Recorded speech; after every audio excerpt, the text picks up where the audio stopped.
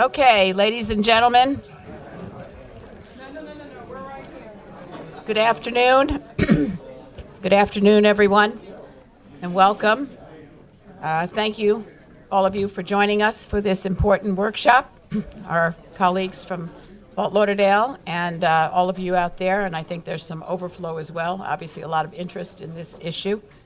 I want to especially thank Mayor Trentalis and Vice Mayor Pittman and the other Fort Lauderdale commissioners who agreed to hold this workshop and for adjusting their schedules and plans to be able to join us here today. Just wanted to suggest that anyone who is going to speak, please remember to turn on your mic and speak into the mic. I'm guilty of that sometimes because we had some issues this morning with that not happening. And also, if you could mute your phones, that would also be helpful. Thank you. We have a rather limited time to cover a very complex subject.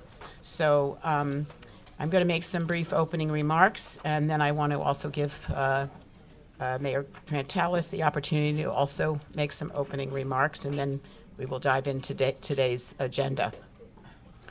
First and foremost, collaboration is the key. For those of you who may not have heard, my mayoral theme this year is collaboration, community collaboration, achieving more together.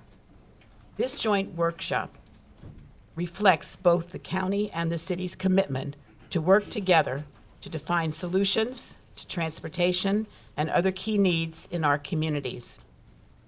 On behalf of the county, I want to reiterate our commitment to working collaboratively and receiving input from leaders of Fort Lauderdale and from other cities and organizations with a stake in planning for the future of our region. This is especially true when it comes to commuter rail and other regional transportation investments that the county is leading.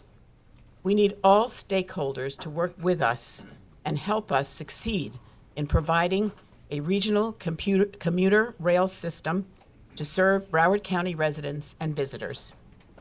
Secondly, I don't need to remind anyone here, I don't think, that time is of the essence.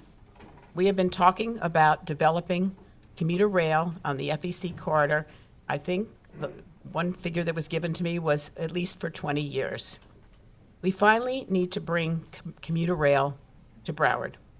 We currently have a pro-rail administration in Washington and a recently passed Infrastructure Investment and Jobs Act that provides a window of opportunity to leverage federal funding. Development around the anticipated rail stations, it's important that we have transit-oriented development. Affordable housing, the workshop we had this morning, is one of the major opportunities within this context, and the subject of our previous county workshop, as I mentioned. Every day we wait to move forward, we increase the risk of missing out on funding and economic development opportunities, not to mention the fact that traffic congestion continues to worsen in the absence of new public transit systems, and construction costs continue to rise. Finally, let me take time, let's take the time today to learn about the findings of this joint study and use the information to guide our decisions going forward.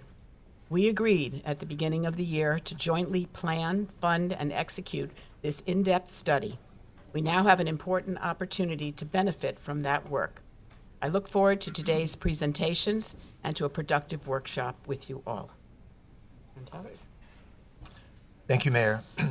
I want to echo the sentiments that have been expressed by newly elected Nan Rich, Mayor. Congratulations. Thank you. I think that today's workshop is going to be crucial and pivotal as we move forward in trying to make decisions regarding the commuter rail service. Commuter rail has been discussed for quite a few years, even predating my early election back in 2003 to the City Commission of Fort Lauderdale. It's gone back that far. Back then, it was considered a pipe dream, a pie in the sky kind of undertaking. thinking that we could have commuter rail up and down the corridor between Miami and West Palm Beach. It's important for us to recognize what are the benefits that we would try to achieve with a commuter rail service between those locations. Mayor Rich pointed out economic development. And economic development is an important aspect of this, hoping to encourage people to live along the rail line and to also encourage investors to want to invest in an area where commuter rail service is available. But at the same time, we don't want to create an infrastructure that would enhance the commuter rail system, but at the same time depress economic development. In Fort Lauderdale, for example, we have a flourishing, robust economic activity going on in our downtown. Many of you have seen it in Flagler Village and south of the river. We have significant amount of investment, hundreds of millions, if not billions of dollars have been and will continue to be invested in our downtown area. So whatever we do with regard to this commuter rail program, we can't do anything that's going to depress that economic activity, interfere with its growth, or in any way diminish its value as it's currently been built. In addition, we have to also consider what the enhancements are for travelers, people who are visitors, commuters in and out of our city, commuters that would come through our city. We have a number of opportunities here that have been created through the Brightline system that we currently experience between Miami and Orlando. And it's been very robust and very successful now that most of those stations have been open, especially since Boca and Aventura have also been open. And we've seen the impact it's had. We see how people are taking the trains. And we see that we've just sort of made a dent in the opportunities that we have going forward. But I also want to point out that a lot of the travelers that come to and from Fort Lauderdale in particular, we have to ask ourselves, where does a commuter rail service benefit the city of Fort Lauderdale? Perhaps holistically and regionally, we see the opportunities of taking cars off the road of 95, the Interstate 95, and how a train system that runs parallel with that transportation system might help to alleviate the traffic congestion. But from a city point of view, we have to ask ourselves, where does that leave Fort Lauderdale? Are we taking cars off the road coming in and out of the city of Fort Lauderdale? And how does this new commuter rail service affect the amount of traffic coming in and out of our city? Especially much of the commuter rail that comes in and out of our city is east-west, not north-south. So these are issues that we want to address and we want to continue to make sure that we make accommodations for as we try to consider a regional transportation system such as we're discussing today through this commuter rail system. Now, I do want to point out a couple of things. Economic activity is important. It's not just real estate development. We have a very robust and pivotal industry here called the marine industries. It generates billions of dollars of economic activity in our community, and we can do nothing to negatively impact it. If anything, we should look for ways to enhance it more and more. The city of Fort Lauderdale continues to find opportunities to increase dock space and marine service activity because we are the marine capital of the world, and we want to continue to make it that way. So in our discussions, we have to look for opportunities to assist the marine industries and not try to frustrate the kind of business activity that they have developed over the many decades here in our community. So having said that, I hand it back to our Mayor, Nan Rich, and let's begin the discussion. Okay, thank you. I would first like to introduce our County Administrator, Monica Sapero, and ask her for any brief remarks she'd like to make. Thank you, Mayor and Mayor Trintalis. So this study, as you all know, has been a long time coming. Our team began reaching out to all of our colleagues across the street of the city of Fort Lauderdale, even before the County Commission passed the resolution back in September of 2022, directing us to collaborate and jointly plan, fund, and execute a joint study and work towards consensus. So even back then, many stakeholders we're extremely anxious to get the ball rolling, and we're not happy when they learned that we had agreed to make one last effort at reviewing the options and better understand technical and financial considerations. It was the will of this board to work collaboratively, and I think what you have before you demonstrates that.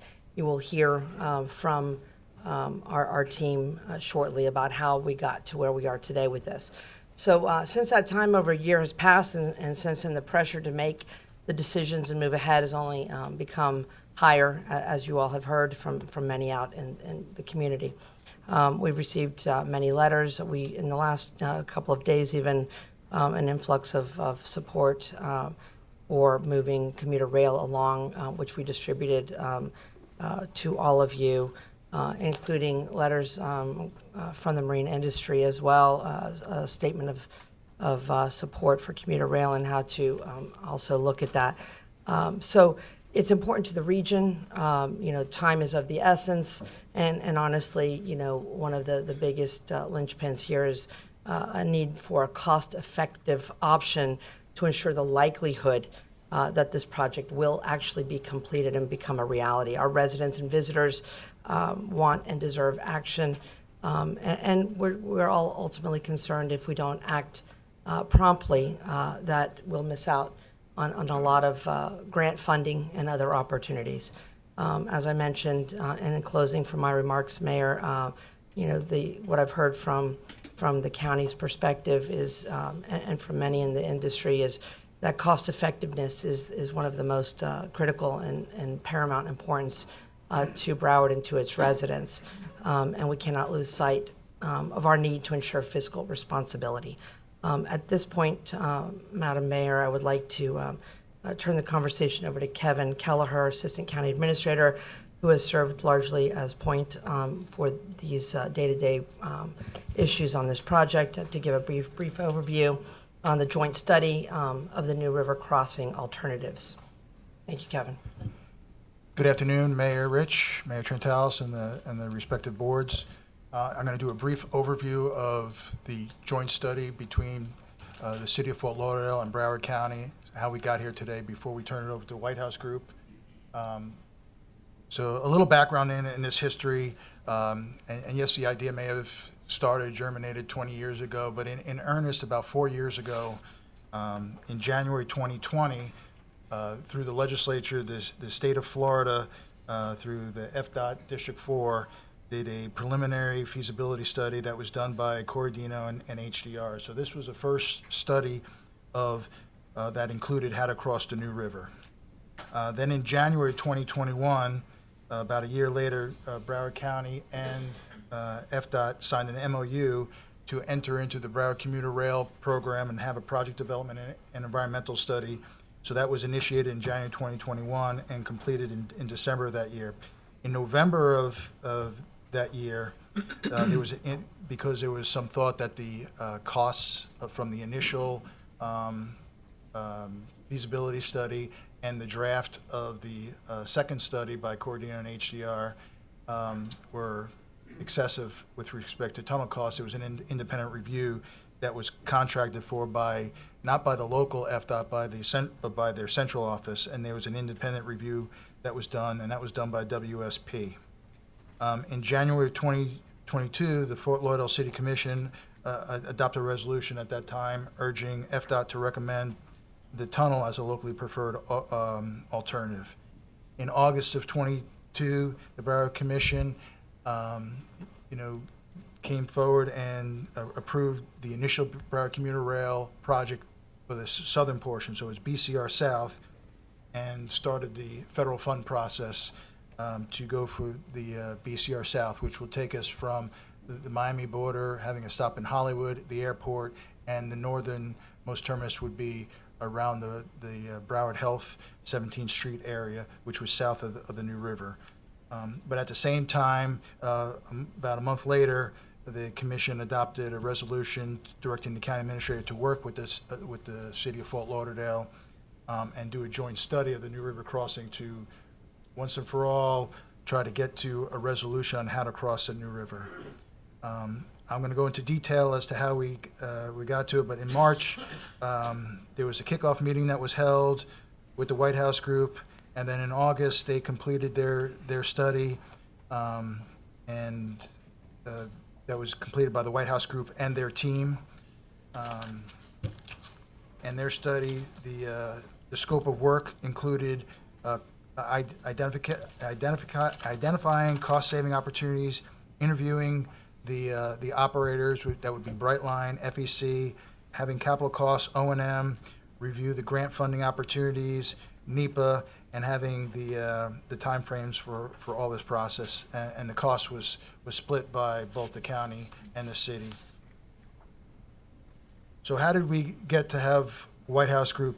Once there was a determination for the parties to work together on this, it was about September, October of last year.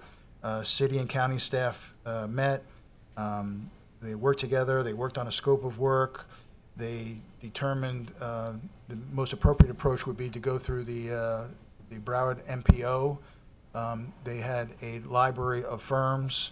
The city of Fort Lauderdale had an existing agreement with the Broward MPO, and what we did is we tagged onto that, went through that city agreement, and assist and work with MPO for that process.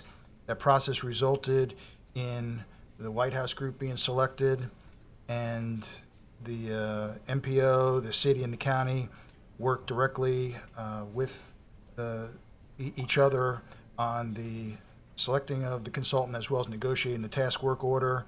An ILA was drafted up and signed by the city and county in February and March. And as I said before, the kickoff meeting began in March 13th at the city offices. There was biweekly meetings held during the study. There was 7 tasks that were part of the scope of work.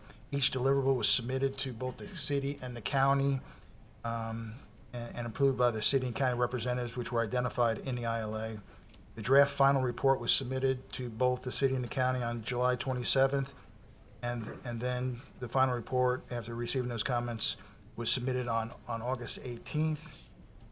Subsequent to that, we had talked about having a joint meeting. Unfortunately, the city and the county's calendars couldn't work in the October timeframe. The county had a workshop on October 10th, and then there's been a couple of city meetings, I believe, on November 7th and November 21st that have now led us to this, where we're here today, where the White House group is meeting and preparing to discuss with both the city and the county commissions together and present their joint studies and then have an active dialogue. And with that, I'd like to introduce the President and COO of White House Group, Todd Brower.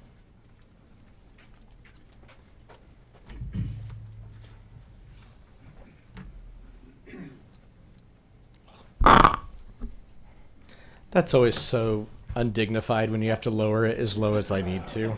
Oh, and then it creaks while I do it. And then I put on my reading glasses.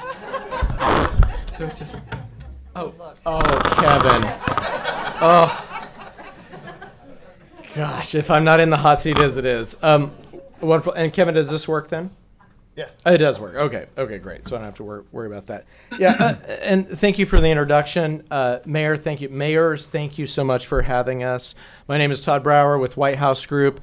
I've got a wonderful team with me here that's going to answer all of your questions. But the first place that I want to start today is with a high-level summary of about 450 pages of technical documentation that we produced for this study. And then we're going to go into the discussion. I want you to hear it directly from the mouth of our experts to answer your questions. I want them to be available to you. We will be available here as long as you need us to be. All right, so, Mike, you told me it was working. Here, I'll do this. It's fine. I'll just do it this way. All right. So this summary is designed a little bit like what you saw Kevin do, where he took you through the scope of services. You saw that there was an order to it. We tried to also create this in a way where you could see the critical path where we were able to be informed with how then the next piece of the work came forward. So this summary is very much designed exactly as we did the work itself.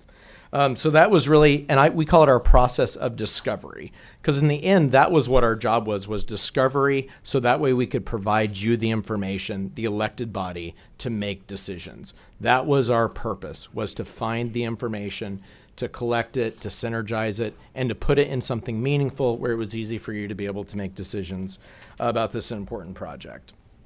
So a little bit about the background, because the overall scope that we examined is just one element of a larger project. So when you're thinking about the new river crossing, it's one element of, just as everybody was talking, the extension of commuter rail to the north from the Broward Health Medical Center, going up north to the boundary. So those communities that would be north of Fort Lauderdale. This project is referenced in the county's Primo plan. And the alternatives to cross the New River, again, one portion of it, had been developed and established as our study area. So that was the magnifying, that was the lens that we were looking for. So we always had an image of a much larger project, the extension of commuter rail, but we were looking at 3 alternatives that were developed to cross the New River, 3 bridge and 1 tunnel. So with that, our scope included 6 tasks, and they did follow. Now, there were some things that we did in line with one another. We were able to do a couple of the tasks at the same time, but it has a logical flow to it. And each one of these tasks, though, required specialized expertise. And we brought those experts today with us to answer your questions. They're available to you.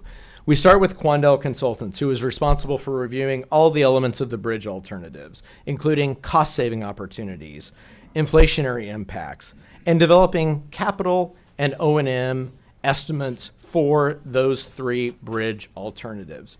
Jacobs was responsible for exactly the same effort, but with the tunnel. Clary then was tasked with identifying funding opportunities to how you pay for it. So the order of it, though, was, as we talk about the collaboration being the theme, that is exactly how we looked at it. This was a collaborative effort with you all staff, but also with the team, because the first place that we started, as you'll notice with task 1, is conducting that overview, reviewing all the information, reviewing the designs, looking for those cost-saving opportunities, but also being aware that a lot had changed since the study had been done. Inflation had boomed, we know, during the summer of 2022, so there were a lot of things that we had to look at. But we got that flow where we were able to communicate together as a team, ask questions about the design, start to understand what the cost savings options were, and then engage the actual owner of the asset. So Brightline Fortress, which owns the access rights to the physical asset, which is owned by FECR, or the Florida Railroad, Florida East Coast Railroad. Its reporting mark is FEC. So when you see us going between the two, sometimes we're using the Federal Railroad Administration code for that. That's FEC. So not to get confused there. But ultimately, then, once we had a sense of these are the cost savings that we're looking at, let's hear what the owner had to say related to it, and then build our cost estimates from there. And then how would we pay for it? What are the options to bring money into looking at each one of these alternatives? And each one of these alternatives, it is important to note, we looked at with the same amount, with the same microscope as all of them.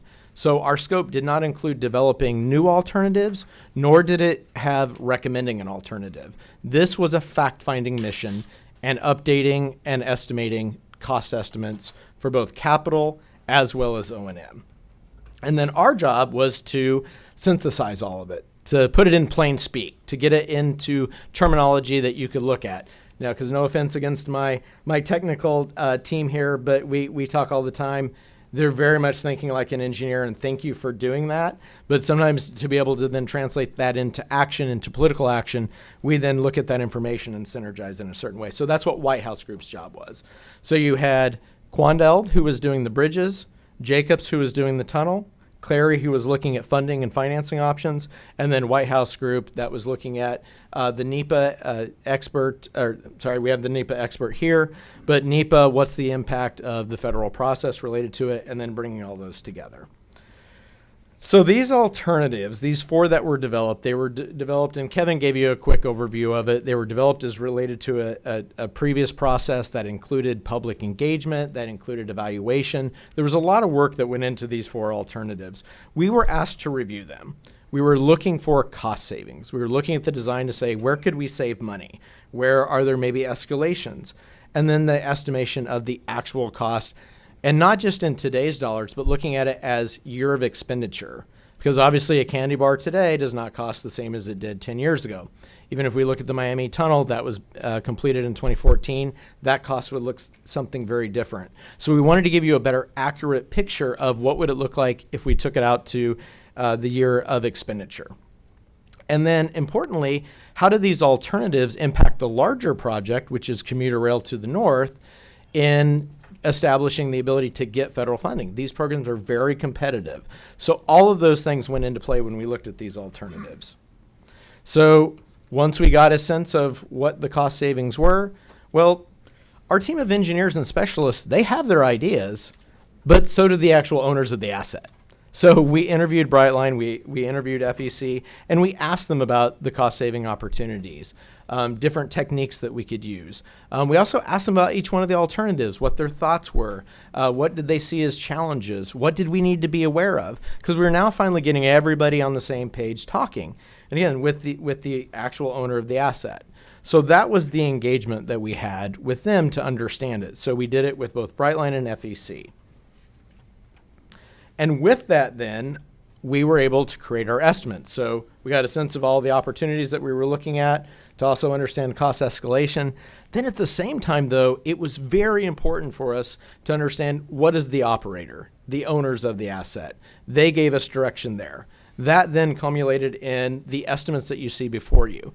These estimates were developed at a Class 4 international standard of accuracy. So we're not looking at just back of the napkin. This actually has an industry standard that we had to follow, which we did. And that was part of the approved scope of work, which I have to thank both the city and the county for giving us a scope that had very clear direction about what the level of accuracy was that you were looking for.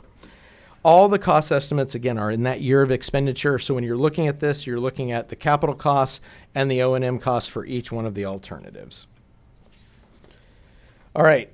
The more expensive an alternative, the more difficult it is to get federal funding.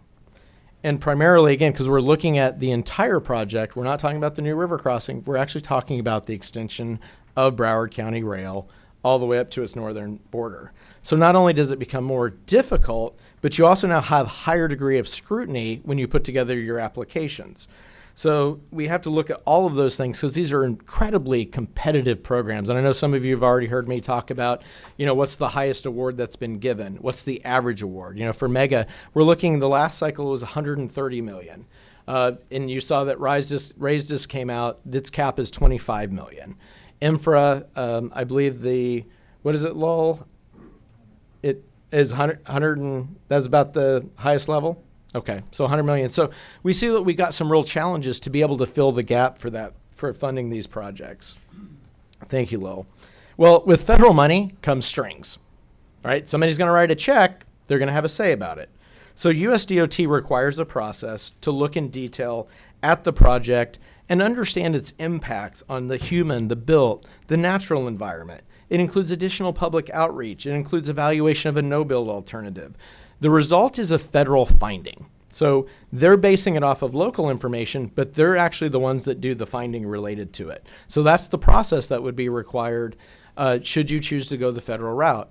And it can be up to 2 years extending the life of the project to be able to move it forward. So with that, we put together a summary so you could look at them side by side to understand each one of them, the costs, what the funding options are, what the Brightline and FEC perspectives are, and then a rough order of magnitude on the project delivery time frame too. So that way you kind of got a sense of how far out are we looking at to develop something. We also put together something that was more illustrative, so that way you could see how do each one of the alternatives fit with the overall project and what the project sponsor would need to do to move these forward. And the more complex it gets, the greater the time frame becomes. So that's how the interaction with the alternative and the larger project work together. So with that, I've got the subject matter experts. So I have Jeff, who is the Director of Structural Engineering, if you'd raise your hand. Yeah, stand up. He's with Quandel. He can answer all your questions on the bridge alternatives. For the tunnel, I have Brandy Creed, who is Jacob's local liaison. She's a rail engineer. And I'm very excited about this. Nick Chen, who is joining us, who is the engineer of record for the Miami Tunnel. So this is the individual that signed and sealed those plans for the Miami Tunnel. He's the only living one to do that in 50 years. So it's not conjecture. When he was working on this project, it's from Florida experience in developing a project and a tunnel. So he can talk about his experience as well. And then we also have Ben, who is also here. He is the national estimator, transportation estimator for Jacob. So he looks at this on a national scale. He's responsible for looking at the accuracy of it to make sure that it's hitting the Class 4 requirement.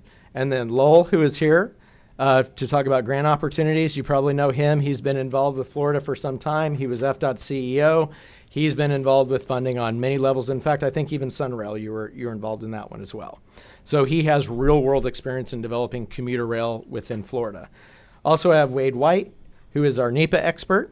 So he and I, actually Wade was our project manager. One of the first projects that we won at White House Group was an FTA New Starts reviewer. He was our project manager for that, so he knows the CIG process and he knows NEPA quite well.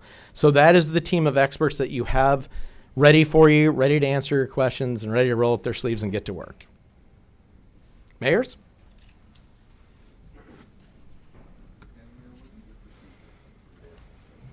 The procedure right now is I'm going to defer to our guests to have their folks ask questions first So, and make Mayor, comments. did you not, your previous workshop, did you already have this presentation when we were not there?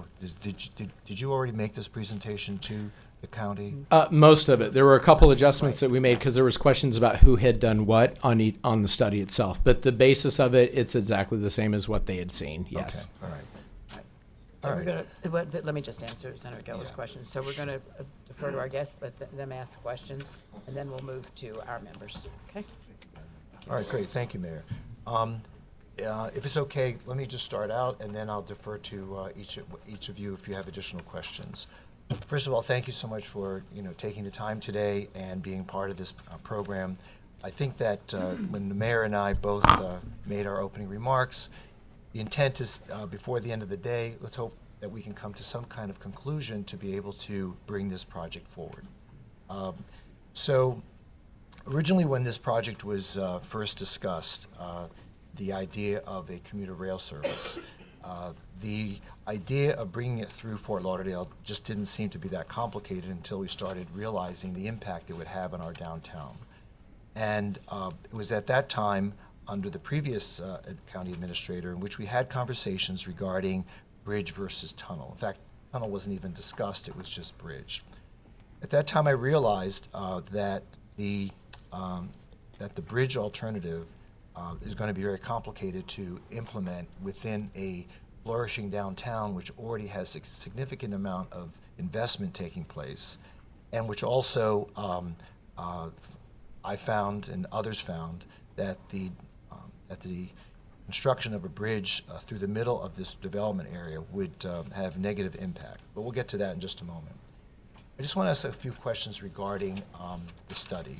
So regarding the bridge versus tunnel study, I noticed that there were 3 bridge alternatives studied and only 1 tunnel alternative.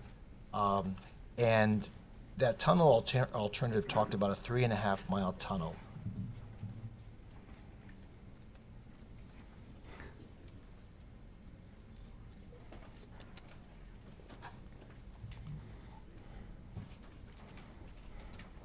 Can we not interrupt what's going on here right now? Thank you. No, that's us. We don't need to do. Yeah, I understand. Okay, all right. Okay, It's let's just, not get, okay. let's not get Okay, testy. all right, let's go. Okay. So originally when this New River crossing was discussed, okay, but originally when this New River crossing was discussed, it was at that time that I realized that the bridge alternative was really the focus of what the county had wanted and what FDOT had wanted. So when I introduced the idea of a tunnel, we tried to consider not just the opportunity that a tunnel would have to facilitate the commuter rail service, but also how it would positively impact the already existing commuters traffic going east-west, vehicular traffic. It was at that time that I suggested, for conversation purpose at the beginning, like, what if we brought the tunnel under Sunrise Boulevard and brought it under Davie Boulevard? So we had a tunnel that would go from north to south in that distance. If you measure the distance between Sunrise Boulevard and Davie Boulevard, it's 2.2 miles. So I'm not quite sure where the extra mile and a quarter came from. And I think that certainly adds significantly to the cost of construction, because it's almost a third more than what was originally contemplated. So I bring that up mainly because multiple lengths could still be contemplated. It doesn't necessarily have to be the distance between Sunrise and Davie. And why we ever got to 3.5 miles, I have no idea where that came from.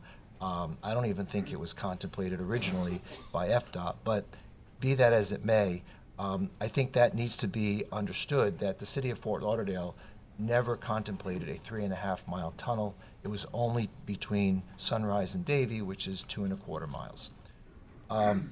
Furthermore, I think it would add to the conversation in a very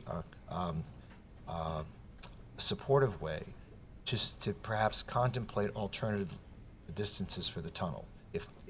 If the 2-mile tunnel is too expensive and too long, we should consider a smaller tunnel, maybe 1.5 miles. The opportunity here is not just about tunnel versus bridge. It's about also contemplating how it's going to impact our downtown.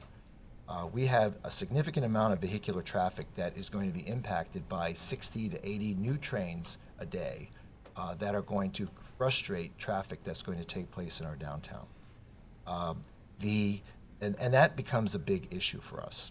Now, we talked about the marine industry, and the marine industry is also part of this conversation. It's also part of the east-west traffic. The marine industry is the lifeblood of my city and of the region, and we have to consider whatever alternative that we decide to cross the New River, that we cannot do anything to frustrate that industry, that economy. It's not just about the boat show. It's about a 12-month out of the year operation that we as a city have to consider in terms of trying to ensure that industry maintains its vitality. There are a lot of things that your report talks about. But one of the things I want to bring up is I want to clarify a couple of things. Monica, you published an op-ed piece, which I want to just bring up a couple of points, which I want to be sure that we're all on the same page here. Let me find that. Here we go. Now,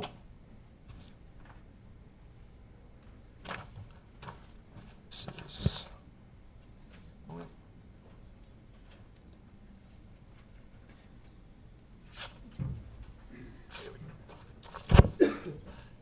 Now,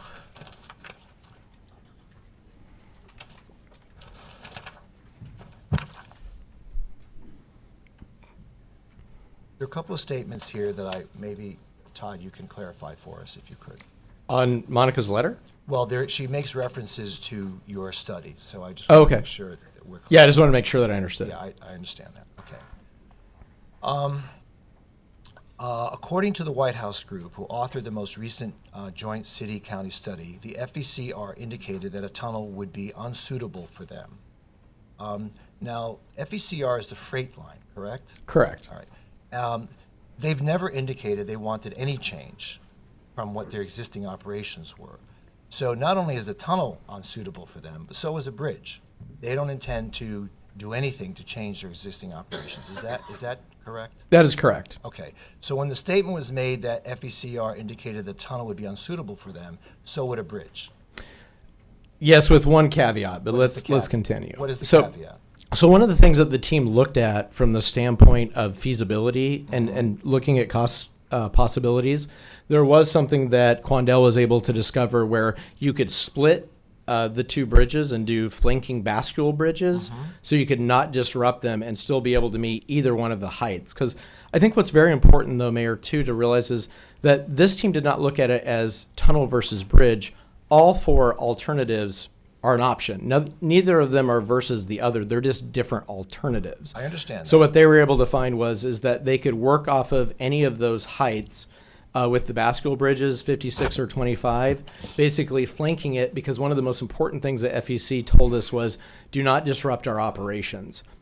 So we were able to find a solution looking at bascule bridges that did that. Right, but the last representation that they made, FECR made, was that they don't want any of their operations interfered with, and they don't intend to. They don't intend to navigate their trains over a bridge, is what they had indicated to us. Correct, but the flanking bridges actually allow you to then solve the passenger rail by having them flanking. I'm not disputing that. I'm just talking about FECR right now. Okay. I'm not talking about passenger rail. Yeah, so it leaves their operation intact. Correct. Okay. It says other active participants in this years-long debate include all the municipalities near FECR, the corridor, the Marine Industries Association, the Broward Workshop, the Downtown Development Authority, and numerous business and civic organizations, as well as commuters and visitors. While that statement is true, it suggests that they support the bridge alternative. And as you know, and as I have here in front of me, I have letters of support on behalf of each one of those organizations for the tunnel. The tunnel is supported by the Broward Workshop, by the Greater Fort Lauderdale Chamber of Commerce, the Greater Fort Lauderdale Alliance, as well as over 30 stakeholders of developers, neighborhood associations, and other civic organizations that opined on this issue.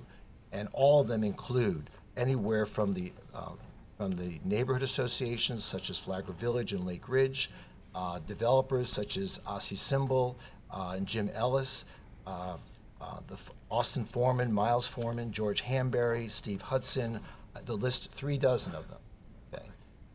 The Downtown Development Authority, also in support of the tunnel approach.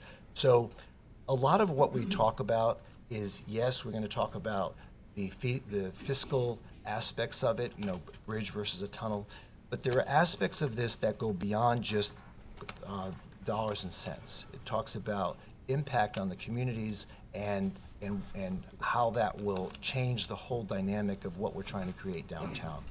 I know that wasn't part of your study. I know that there are other studies that we're going to engage others to talk about that, including dividing communities. Fort Lauderdale has been a divided community for decades between those who live on each side of the tracks. We're trying to prevent and eliminate those divisions. So, and then there were a couple of other things that you talked about in your study.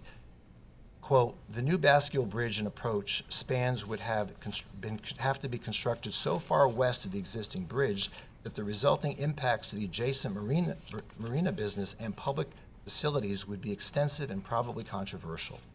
So that would have to do with the taking of land, would it not? It would not necessarily be takings, because at this point of design, you wouldn't call it takings.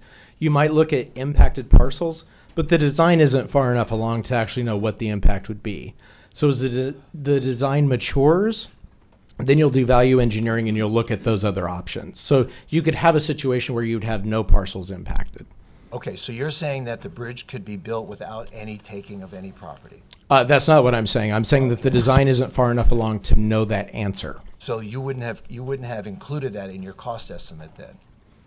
It actually is part of a contingency.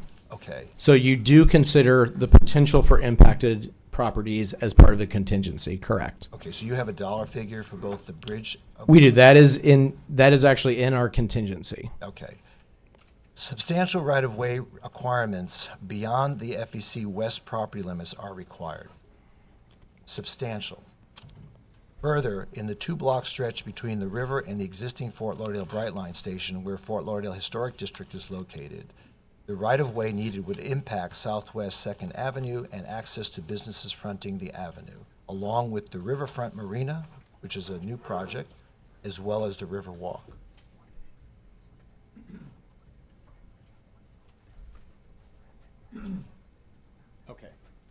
got it. Thank you. I just need clarification. So again, substantial right-of-way requirements are going to be considered. Is that not true? So under the design as it is now, that is correct. That's where, again, our job is to look for cost savings, and that is what the Quandel team, in finding the flanking bridges, it removes that possibility. Okay. Can I ask Mr. Chen a couple of questions? Sure. Can you come up to the podium? Mr. Chen, thank you for your good work in Miami. Yeah, no problem. Were you also involved in estimating the operating costs of that tunnel on an annual basis? Have you been involved in that at all? Okay, not at the beginning, but eventually they asked me my opinion, and then that's the reason I look into the estimate, and then. No, I'm talking about the Miami tunnel. Oh, Miami Tunnel, okay. The Jacob's involvement in the Port Miami Tunnel, we are the part of the design build team.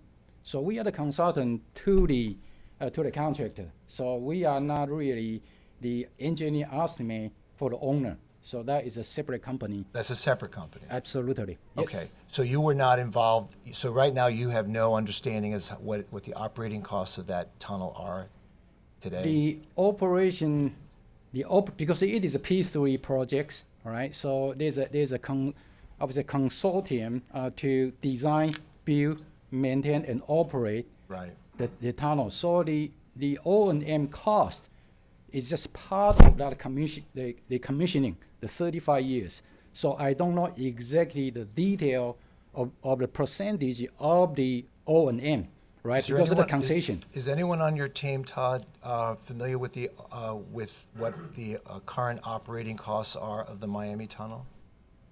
We're trying to get an understanding of how you came up with the $3 billion for operating a tunnel.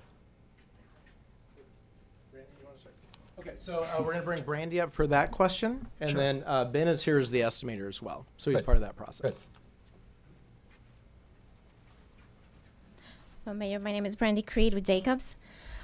For the O&M cost that you see, it's a cumulative 50-year cost. The reason why it seems that high, not much higher than the bridge, is because there are a lot of fire suppression, there's ventilation, there are other systems that the tunnel includes, and that was included in the O&M cost. And it also includes the replacement of certain capital assets through the life of the tunnel during those 50 years. So that's where that cost came from. Right, so you're estimating approximately $50 million a year to operate and maintain the tunnel. I don't know if that's the average, but we did Well, if come you up. figure 50 into 3 billion, say it's 70 million. I mean, I want to know, that's a lot of money. It is. So you're telling us that that's a standard, and that's why I wanted to know what the operating and maintenance cost is for the Miami tunnel, since it's the exact same thing we're considering. It's a tunnel, and we want to know where you got your estimates from. What was your comparison?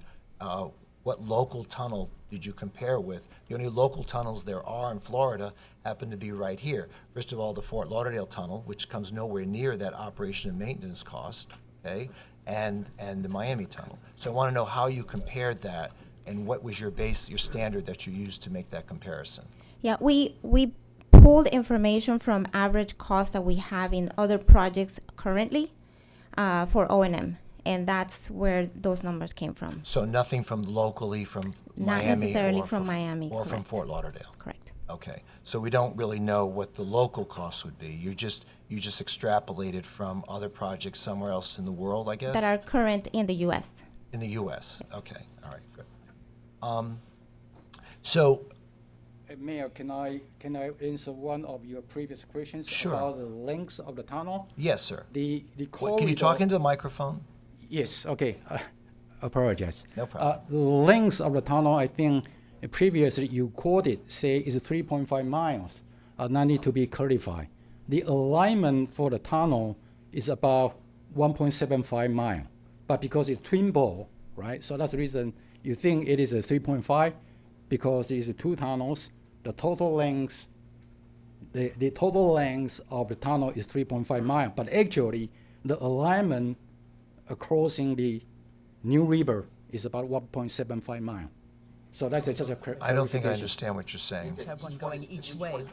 Each one is one. So if you double 1.7 is 3, Because you have two tunnels. You have two. You have one going one way, one going the okay. other. Yeah, you have So two. that's where you come up with the 3.5. That is the reason it's 3.5. Actually, Okay. yeah, the So actual, if you do a single bore tunnel, the cost would be less. yeah, it's 1.75. So it would just be the cost of 1.7. Yeah, probably. Okay, if you really try to compare the twin bore to single bore, all right, the single bore, the alignment will be a little bit greater than 1.75 mile.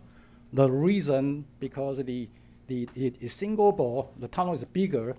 Then once you get into under the river, it will be deeper.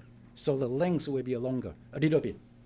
Yeah, but he's also asking not just the length, the cost. The cost isn't the same between a double bore and a single bore. Do you want to make a comparison?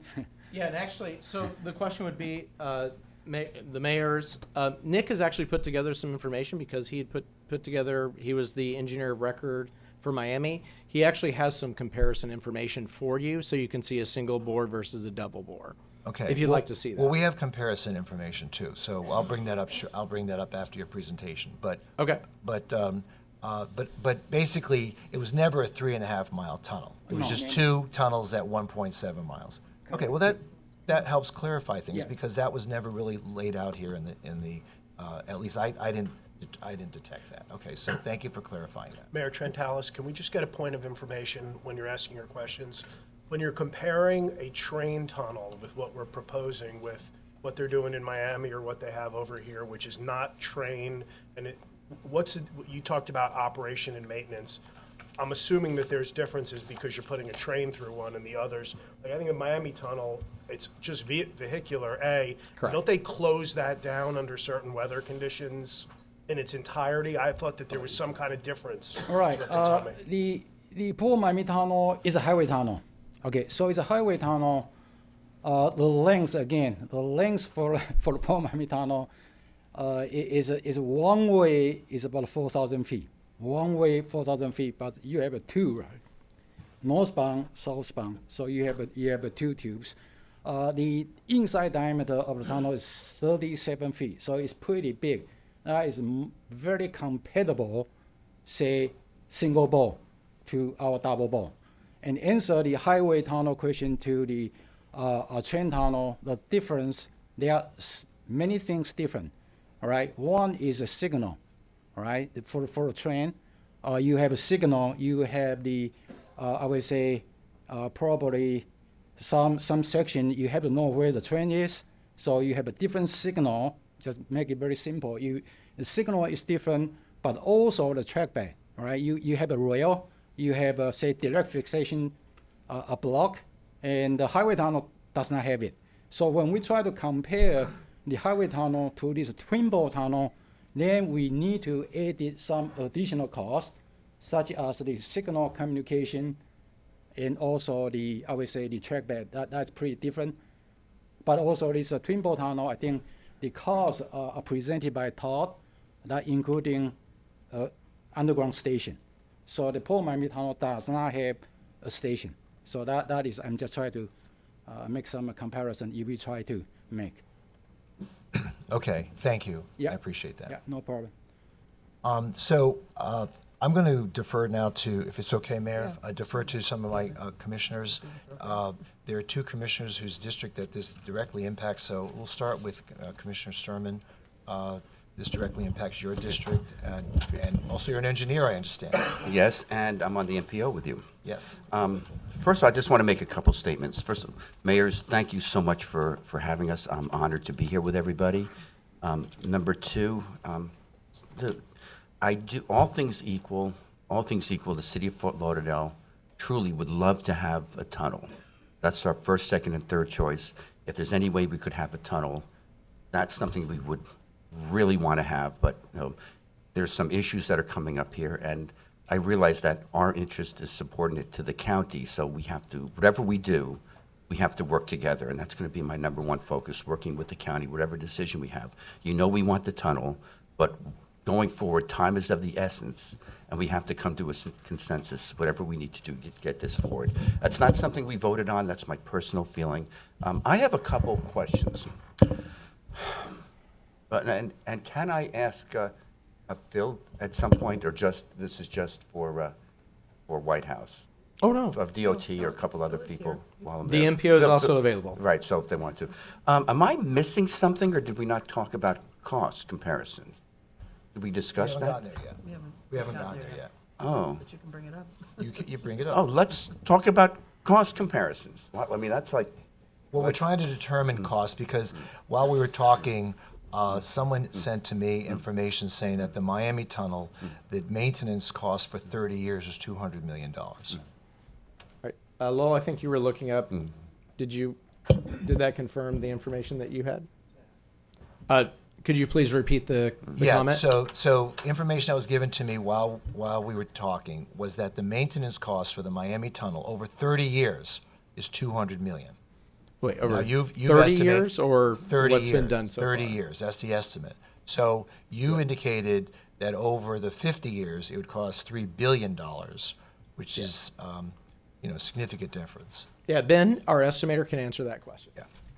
Well, let's hope I can answer it. I think I just want to, good afternoon, everyone. I'm Ben Kampf with Jacobs, the capital cost estimator. And I just wanted to shed some light on the difference or the discrepancy between O&M costs. I didn't prepare them, but if we're talking $200 million for the Port of Miami tunnel, it's probably, you have to have an apples to apples comparison. So that dollar figure is probably in the 2010, 2011 timeframe for a current dollar escalated to the year of expenditure. If we talk the $3 But billion. wouldn't we have 10 years worth of experience to corroborate whatever estimate that was? Wouldn't we have a 10 years of experience, 12 years of experience to determine whether or not that figure could be corroborated? Absolutely, and there are tunnel projects like this around the country that can be used for triangulation of these costs. The point I wanted to make is that the $3 billion in O&M costs is a future cost, and it's 25 years out, which is It's 50. 50 years out. So the midpoint of construction is, I don't know what that factor is, but the cost in current dollars is probably closer to $1 billion. So what would be the cost of O&M for the bridge, any of the bridge designs then? Do we know that? Okay, I'll turn it back. Yeah, let me bring the slide back.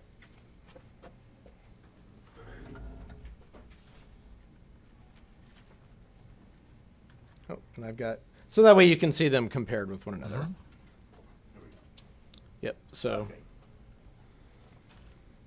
Now, the other thing too that I want to point out, because again, what's important in this conversation is it an apples to apples comparison?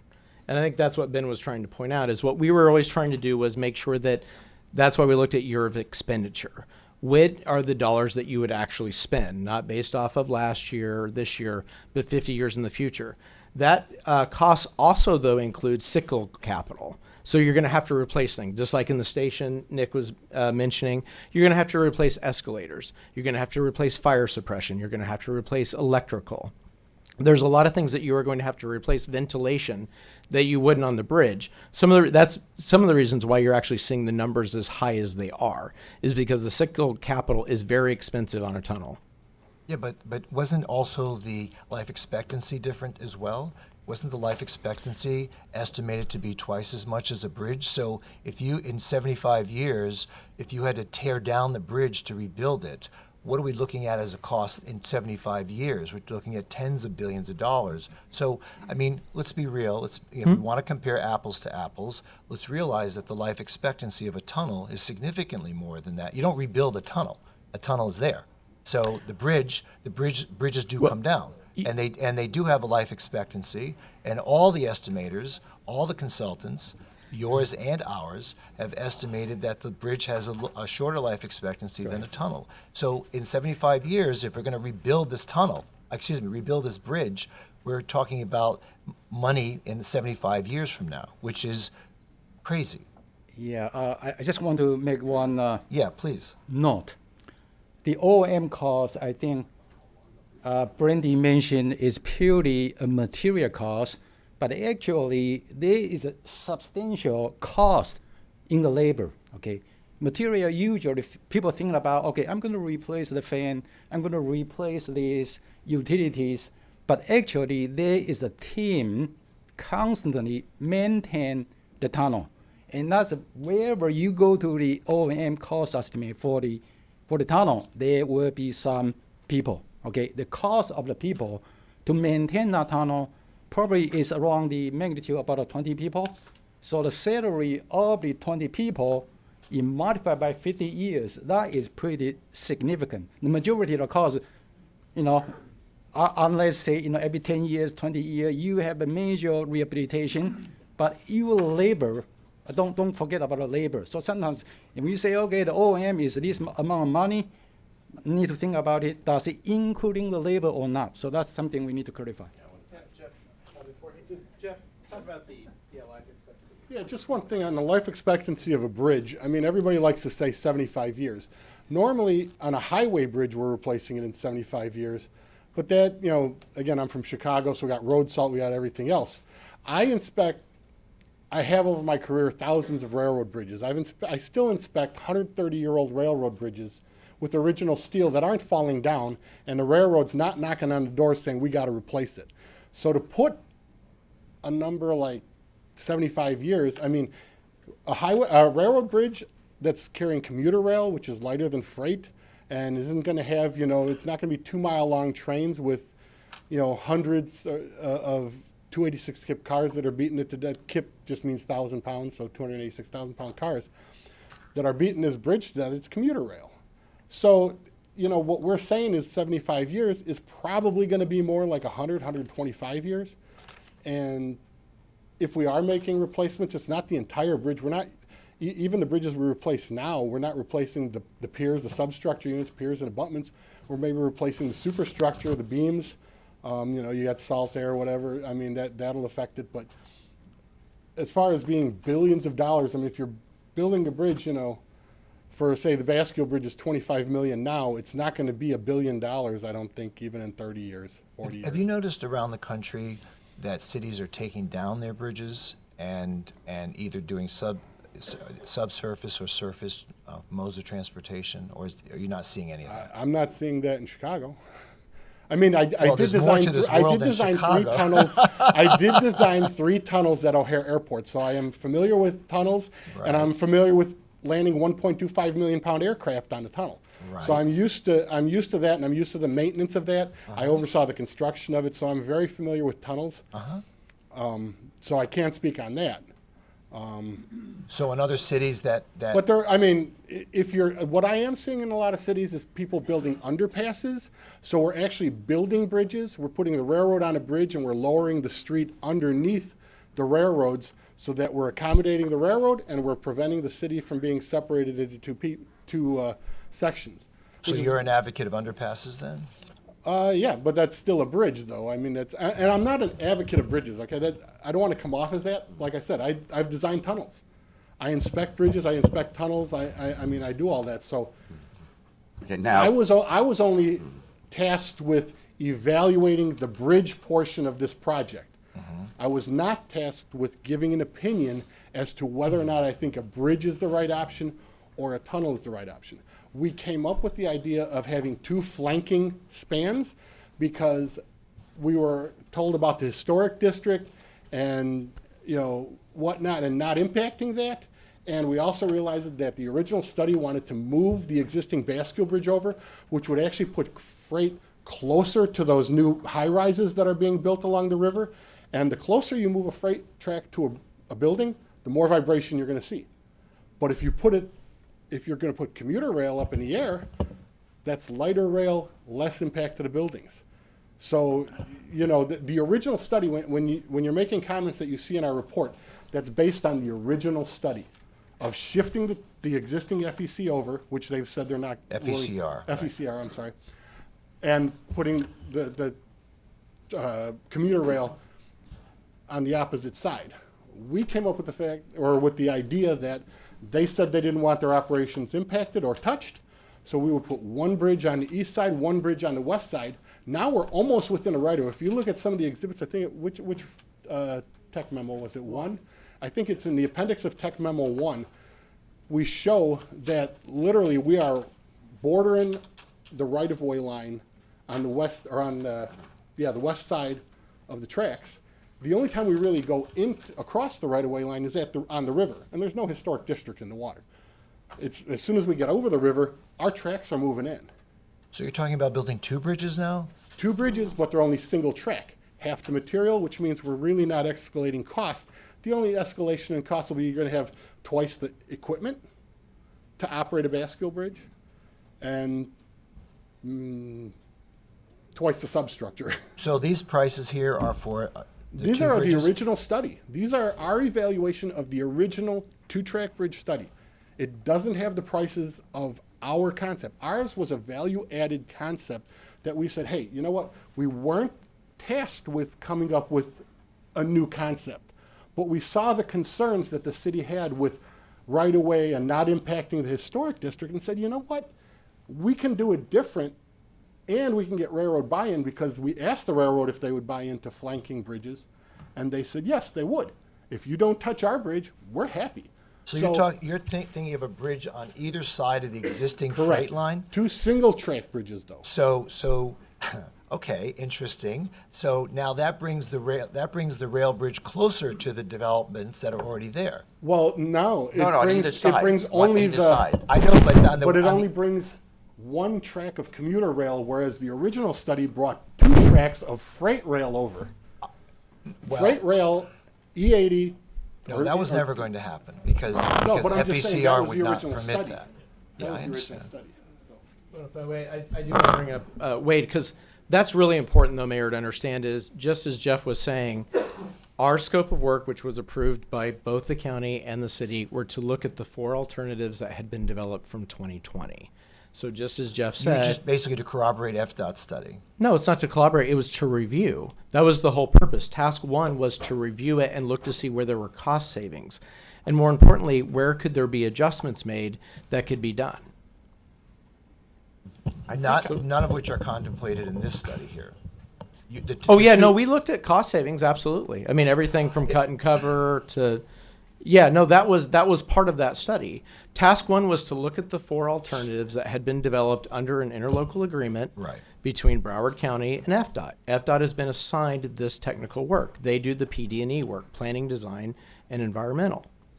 As part of that, then these were our four alternatives that we started with. We reviewed them, though, with the mind of, is there anything that we can do to save money on all of them? Again, we didn't look at this as bridge versus tunnel. It was, they were all equal. There was no alternative that we spent any less time on. Now, we did divide up how we looked at it because we knew that tunnels were specialized, and we had Jacobs on the team, which is one of the largest underground tunneling groups in the country. Over 900 people. We also had people then that were not just local rail engineers, but we also had the Miami Tunnel engineer of record. We also had the national estimator that is working on a project in New York as we speak. These are people with real world experience related to it. But what Jeff is saying is after we had the conversation with FECR and they said, hey, disrupting our operations isn't going to work, we knew we had a challenge with the bridge. So they came up with very quickly saying, value add, hey, there's a way that we could get past this. So it's not just a cost savings, but it's the ability to actually make the alternative workable. Just as another point of information on that, no, I got to have that corrected. Is the freight line never moving? It's always going to be exactly the way it is. What's the rationale for that? Because I can't get to the bottom of it. No matter what we do, the freight line is staying exactly as it is now? Correct, because they lose business. So what the problem is anything that disrupts their operation, and Wade can talk a little bit about his Florida experience with business mitigation, but it is a big deal for them. When we met with them, they said, do not impact our operations even for a day if possible. Okay. Yeah, So they there's are a nothing sovereign. There's nothing that we can do about that to even say if we build this bridge, they're not coming on anything that we do. So they are a sovereign. So they are basically at the level of the feds, essentially. So that's why you have to have an easement anytime that you want to cross them. They're actually at the highest level. I have, Yeah. You're the railroad process. Yeah, I'm coming over. So I wanted to just touch on a couple points if I could really quickly. The one of the questions was the duration of the project, like 50 years versus 100 years versus 200 years and the sort. 2 considerations I want to bring to your mind. First is how you're going to pay for it and who's going to own that asset at the end of that time, right? So if you kind of think about it from a fiscal perspective, but equally important, if you're going for federal funding, you're going to look at something what's called a benefit cost analysis. And what that means is you're going to discount the future. How much is it, if I'm going to say I'm going to give you $1 5 years from now, how much are you willing to give me for that dollar now? Okay, you willing to give me 20 cents or a quarter for me to give you $1 5 years? So that concept applies in the future. By the time you're doing it at a 7% discount rate. That's required per regs and everything else for every federal large project program. That value by 50 years is zero for all practical purposes. Doesn't matter what the useful life of the asset is, because what's it going to be worth in 100 years? How much are you willing to pay for it 100 years from now? So that's an important concept that will come through in the federal evaluation. Okay, and then I would kind of also link that back to how long before you capitalize it yourself. When do you want to pay it off? In 50 years, 30 years, the life of the surtax? What's your goal? So you have to kind of align all those things and then make sense of them. And that's, like I said, your good luck. But be aware, though, that over time, those things, all of the value, cost and benefit, go to zero, and given enough time, measured in today's dollars. Okay, thank you. Okay, let me Commissioner, continue. Okay, I was saying at the beginning, and again, these are my feelings. I think that there is a benefit to the city, a huge benefit to the city. I think it's a benefit to my constituents who live downtown. I think it's a huge benefit that don't live downtown but do work downtown. As a city, we have to look at the community as a whole, Broward County, Oakland Park, Pompano, Deerfield, and we have to look at the tri-county area. So it's not just us. We have to take a big picture of it. I did, Mr. City Attorney, I think at this evening's meeting, just to give you a heads up, I am going to probably, we discussed this earlier today, put forth a resolution as a summary of what comes out here. So the city will have something that you could go on. That was my plan this evening, that we will put forth a resolution on our take. Apparently it's not appropriate here, but look forward to it in the evening. Let's take a look. Come here. 572, 3 buildings. Forget those other two over there for a second. Look at the difference in price. And the question begs, how would we pay for that? I mean, I want that tunnel. I would love to have the tunnel, but the question is, how would we pay for that? I'll come back to that in a moment. We'll circle back. Let's go through a few other things. I've spoken to several stakeholders during the last several weeks, extensively. Todd, we've met 2.5 hours together. We've had several meetings since then. As Phil, I think Phil walked out for a second. Hopefully he'll be back. But Phil's here. There he is. We've met several times. The MPO, with Greg and company, Greg and Brian, we've met several times. Spoke to Broward Workshop, and I spoke to Brightline. Now, I spoke to Brightline again several times. The last one was, I think, Thursday or Friday of this week. And let's make this simple. We talked about the options for the bridge. I said an 80-foot bridge, 55-foot bridge, a 25-foot bridge.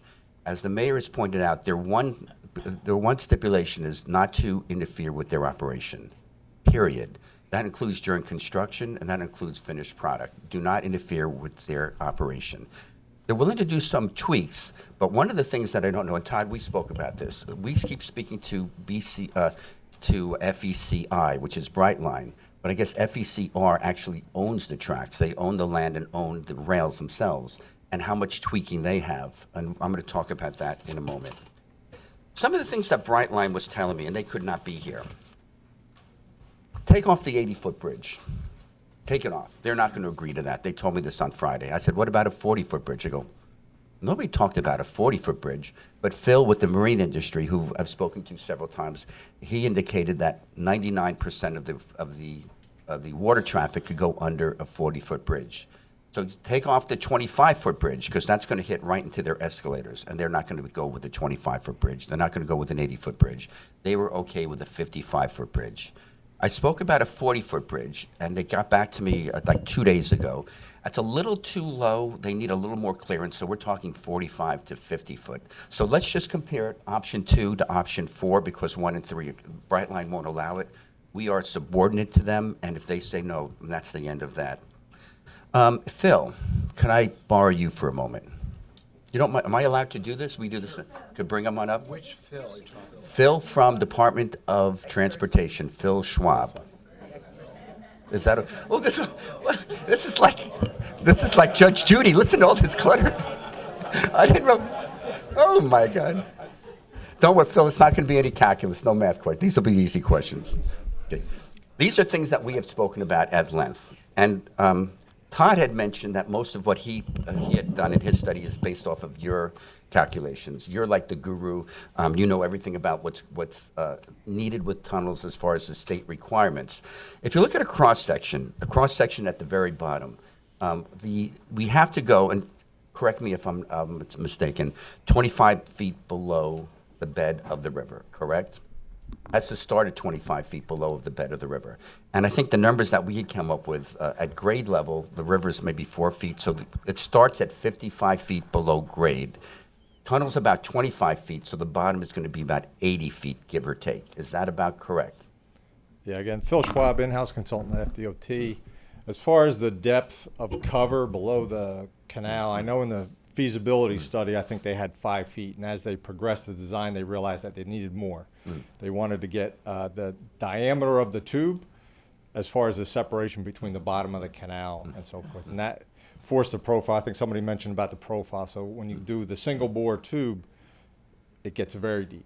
And so from a constructability standpoint, they went with the twin bore, and they're using a 25-foot buffer between the top of that tunnel to the bottom of the canal. And bottom would be, I mean, the bottom is 80 feet below grade, give or take.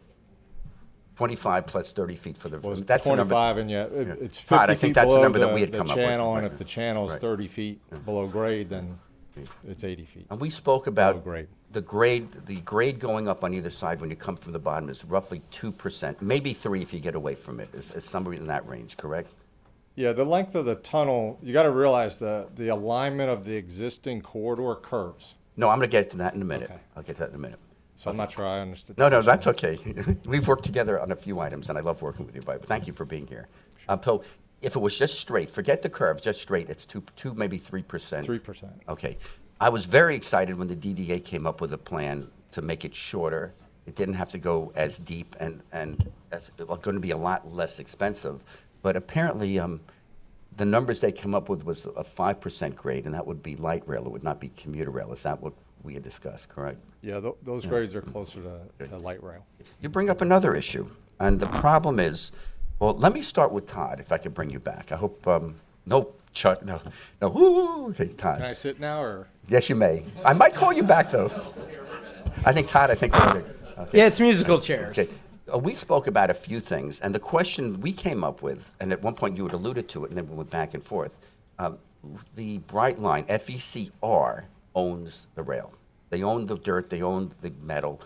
They're the ones who could say if we could go underneath them. And at one point, it was communicated to us that we could have a tunnel, but it can't be directly under their rail. When I spoke to Brightline, they said that is actually not true. We will let you go underneath the rail.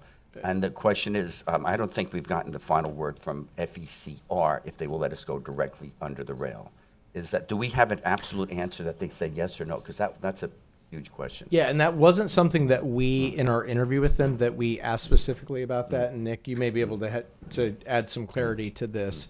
But correct. So ultimately, the important part that you were mentioning is you have Brightline that's owned by Fortress, that's actually owned by SoFi, the South Korean bank. That is who owns the access rights. The physical asset is owned by FECR, which is owned by Grupo Mexico. So when you're really negotiating with one, you're negotiating with the other too. So it's a different lens. But if Brightline says, okay, we could take it to the bank. And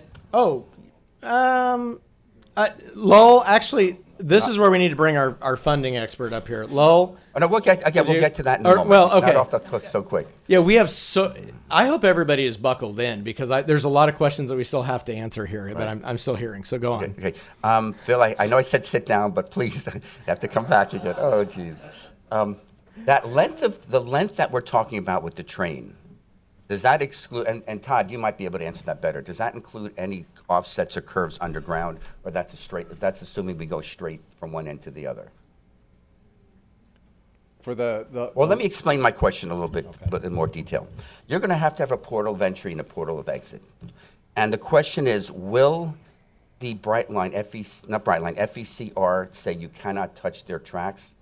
or will they allow us to offset? And Brightline, when I spoke to them, I said, it's something that might be talkable, but if they say no, we're going to have to offset, and that's a term I use, our portal in and our portal out, meaning we're going to have to go to the side to go down there so we don't interfere with their tracks. And what we had discussed is, as you bore underground, you cannot bore to the right and left. You have to go vertical, and then you have to go horizontal to line it up and then go down and back again. So issue number one is, if we have to go horizontal and then we have to go vertical, and then have to, is that going to increase the length of the total tunnel? So a lot of the geometry and the lengths are going to be dependent on the existing alignment.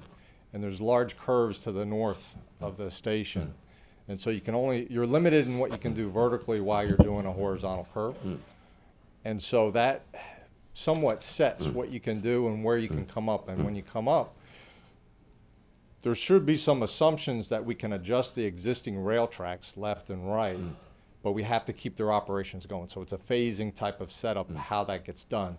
But you're going to have to create some separation to create the portals, and that's one of the biggest challenges regarding how you come up, how you enter the tunnel, and how you come up, because that creates a lot of impacts. And you also, to me, that's where you really get the division, right? Is at those portals, and you try and space those so that you don't close down a major street, and you try and limit any street closures, because that's really where you're separating those communities, because they're connected by the crossroads now. Because the freight line is basically going to remain. It may shift a little bit one way or the other, but it's staying at grade. So that was one of the goals when we were setting the length of the tunnel and trying to accommodate a station north of the bridge, or north of the crossing. And then also to the south, we wanted to make sure we had Tarpon River we had to deal with, and then we didn't want to impact Davie Road. So actually, the tunnel concept that we had developed closed 15th Street south of Davie Boulevard for the portal. We couldn't keep 15th Street open. Let's talk on the north end. You touched upon this. Again, I'm not cross-examining you. You're our guest here, and I don't think I thank you for being here. There's a lot of information, so I appreciate the commissioners. One of the questions that Brightline, concerns they had, again, keep in mind they do not want. Warren, I just want to ask you, because we have to get around the room, so if you could Last just question. a This few last more question. questions, a couple Last more question. questions. and Last then- one. Yeah, we're gonna move on to Mr. Brightline's very concerned about how you can put a platform under their station in the north, and that's going to have to be horizontal. Keep in mind, you can't have a grade, because your suitcases are going to slide to the back of the train. And they're concerned that we're going to have to excavate. You can't bore to put in that station and the platform. Is that true? Or maybe Todd, you might be able to answer that.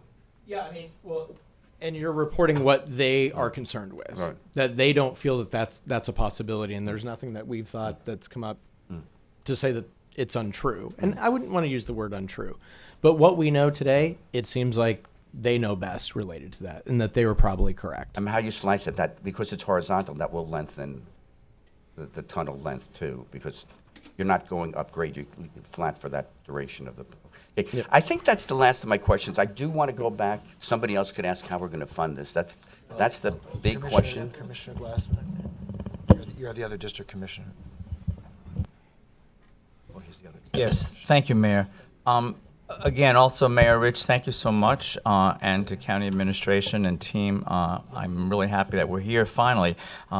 Unlike my colleague to my left, I'm not going to ask a million questions because I'm not an engineer like he is. But I am going to just make a couple of comments and keep it kind of brief. So for months and months and months, we've been reading so much and listening to so many presentations. I did ask at our last city commission meeting for everything to be sent over to the county. Hopefully everyone received that. Because we did hear excellent presentations on November 21 from FDOT, Lochner, Mooney, BDO, Aikengump. We also have reports from White House, and we have reports from all of those groups that I just mentioned. We've really been studying this and really have been reading hundreds and hundreds and hundreds of pages for quite a while now. I actually wish that we had more of these meetings so that we could have been talking together to see where we need to go. Because we did have some really interesting new factual information at the November 21 meeting. I was interested in learning more about what the DDA was proposing in terms of Dr. Gary Brierly from Dr. Moll Incorporated. I thought that approach was kind of interesting and worth fleshing out a little bit more. I just want to say that I'm not so much concerned with so many of these very technical questions today, although we have all of these experts in the room, we have all of these experts not in the room, and I'm going to rely on that expertise. What I am concerned with today is where do we go from here? What are our deadlines to make decisions, and how do we walk down that path together? Because I really do believe that we do need to walk down that path together.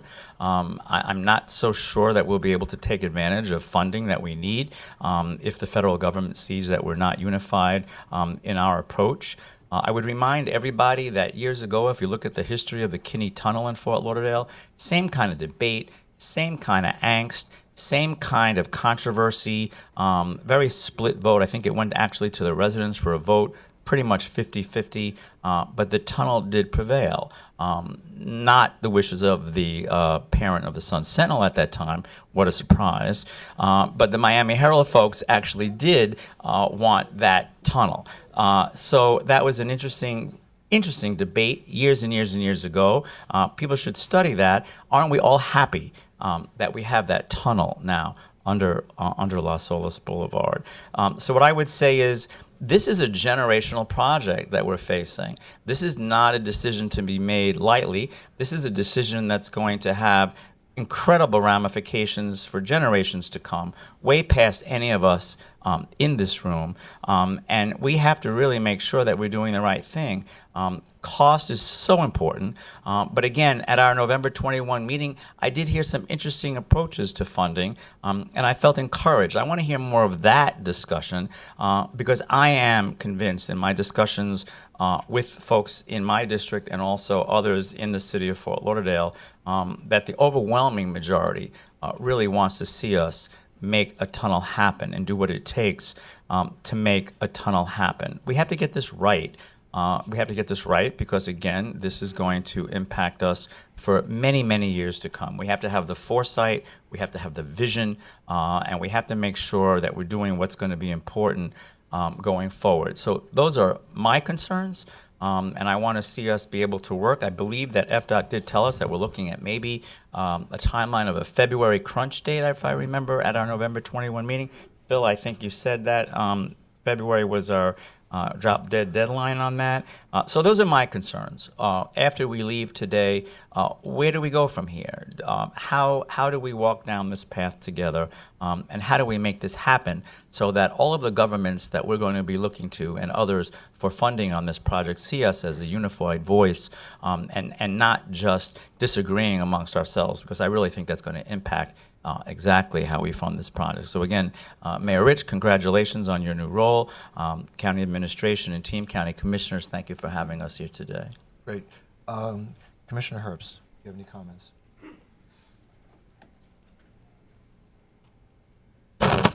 Thank you.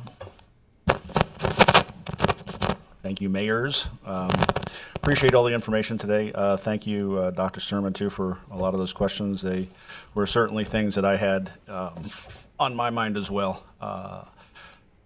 I echo the mayor and Commissioner Sturman's feelings that a tunnel is the ideal solution in terms of the minimal amount of disruption on the city of Fort Lauderdale. But I am financially focused first.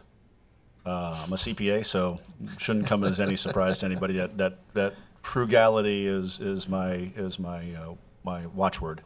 You look at the order of magnitude of the cost, and I struggle with the expense associated with constructing the tunnel and maintaining it over its lifetime. So I've spoken to many of the same folks in the community. I know there are people that are very concerned about the impact having it run through our downtown. I know there's been conversations about how we construct a bridge in such a way as to minimize the visual impact of it. I think that can be done.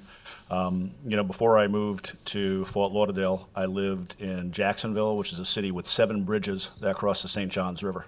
And many of them are significantly taller than what's being contemplated here. The Hart Bridge, the Fuller Warren Bridge, the Dames Point Bridge. I mean, they're all over the city of Jacksonville. And I can tell you, having lived up there, that the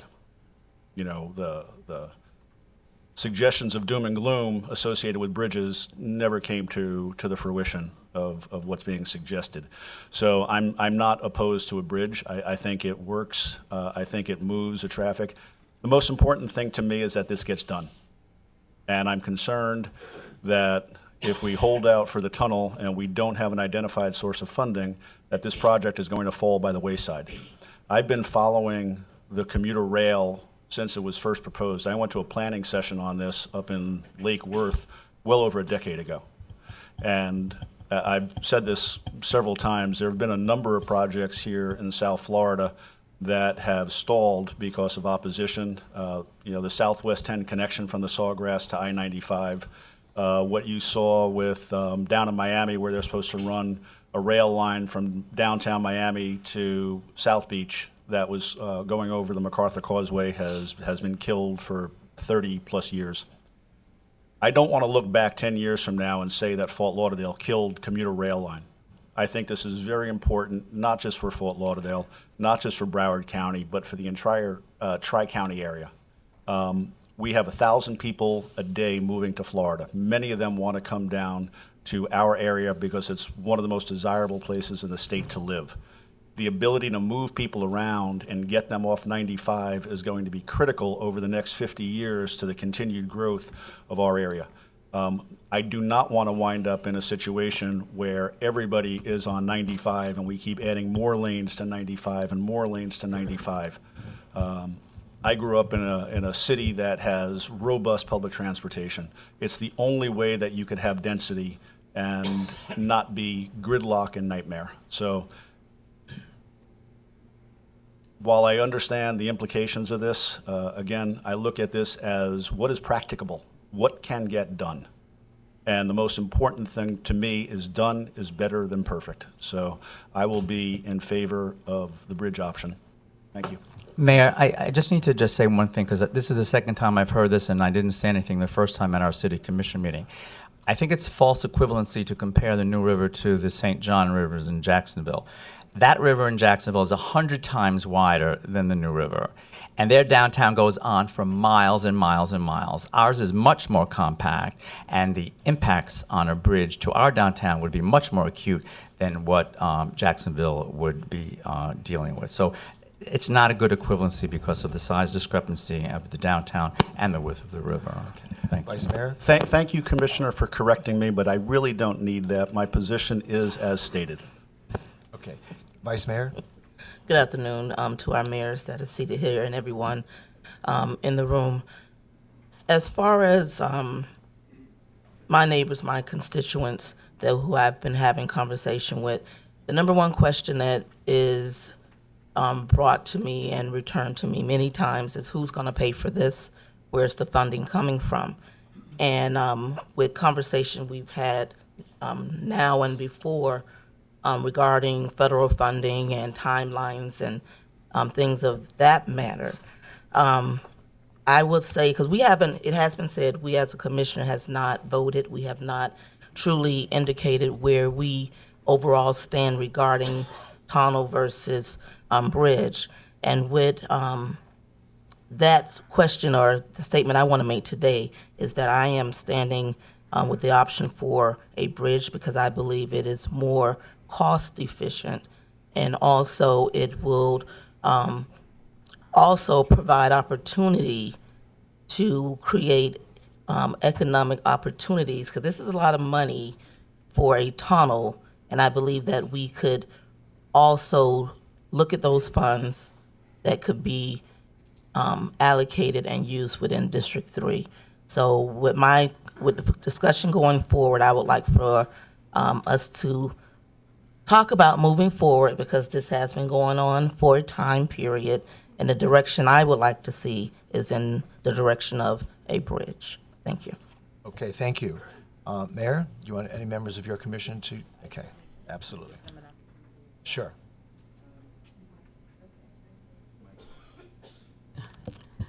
Okay, so I'd like to start with Commissioner Ryan. Thank you, Mayor. I am fortunate to be a member of the South Florida Regional Transportation Authority, commonly known as the Tri-Rail Board, and have been so for 8 years. So I have worked on this issue, frontwards and backwards with our District 4 secretary, who was also a board member of Tri-Rail, and with the staff and with the county, for years. And I'm somewhat familiar with the issue. I think everybody agrees that if we could get the funding for a tunnel, that we would go forward, and the county, along with the state, would pick up 50% of the capital cost. The federal government would pay 1/2 of the cost. But federal funding is an extremely competitive process. And we were talking about grants in the neighborhood of $100 billion. I think that was the average that was being awarded for rail projects. And it's a big deal to get $100 million. So if we're asking for the federal government to pay 1/2 of the capital cost for even the lowest bridge, you're talking about $150 million from the feds. And the second alternative, which initially was a 55-foot bridge, but I've heard this hybrid of a 38-foot or a 40-foot bridge, and I thought that there was close to some kind of consensus between or among the city, the county, and the marine industry on a bridge of that height, of like 38 or 40 feet, because it would allow much more than 90% of the marine traffic to get through. And you also have these challenges that you've got a bridge at Southeast 3rd Avenue, you've got an Andrews Avenue bridge, Southwest 7th Avenue bridge, you have the Freight Line bridge. So you don't just move the traffic just as a result of one bridge. You have to synchronize all of those bridges. And what we can achieve is what we need to be looking for, because we have a window for funding. And as good as our appropriations folks are, our congressional delegation, and we have several of them from Miami-Dade County, from Broward, Palm Beach County, that are on full appropriations, that are on transportation appropriations, that can get things done. But there's only so much you can do in this highly competitive process. So one of my questions would be, I have seen studies on projected ridership, and I have been advised that the projected ridership that we have on commuter rail on the east side, on the FEC line, is about average projected, maybe even a little bit below average. And that, very much, controls the funding for the large federal grants, for intercity rail, for regional commuter rail. So you have somebody, Todd, you have somebody on your team that can speak to this issue about the projected ridership. Yeah, I actually do. So, and I will introduce him because ultimately he was the Florida model man at one time who led the model task force related to that for some years. So, because ultimately one of the things that we did, and I'm going to give Wade the floor, because one of the things that we did for FTA is we actually reviewed their forecasts. So that is actually one of the expertise that Wade and myself come with. I was also on TRBs of the National Academy of Sciences modeling committee. So I was at a national level. I've actually written the current process that is done. I wrote the problem statement and was on the panel in which how you do determine travel demand forecasting, as well as Wade and I were the STOPS beta tester for FTA. So we can definitely speak to that with some knowledge. So, Wade? Yeah, well, I'll try to keep this really short because I know your time's getting short. Ridership does matter, cost per rider. For capital investment grants, the large federal program you think of for large, multi-billion-dollar transit projects, the cost per rider is a very important metric. Be honest with you, commuter rail since the pandemic is not what it once was, meaning people aren't commuting to downtowns 5 days a week anymore. I'm sure you can probably look in this building and find lots of examples of that. And FTA requires that you use something called the STOPS model, which is a direct, basically a way of estimating that. So, you need to be very conscious, and I'll just leave it at that, of your ridership forecasts and recognize that post-pandemic they may not be quite what they were pre-pandemic. I'll just stop there. So one of the big challenges, so on Tri-Rail, the line does not run through downtown. It doesn't run through downtown, Miami, Fort Lauderdale, West Palm Beach, doesn't, run close to the airports. These are the regional hubs that are so important. These are our employment centers. These are our highest density areas, and that's what, draws the ridership. So we can expect much better ridership than we have on the Tri-Rail line. And even though we are improving our numbers on Tri-Rail, we'll never approach, what is possible, with a downtown line. And that is really, for the last 20 years, has been like the big incentive to move forward with commuter rail. So I know time is very limited.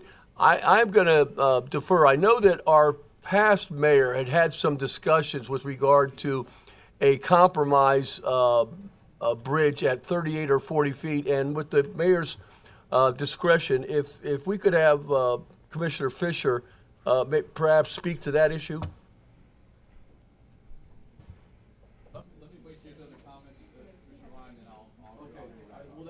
Well, that'll conclude my comments because I know others want to speak.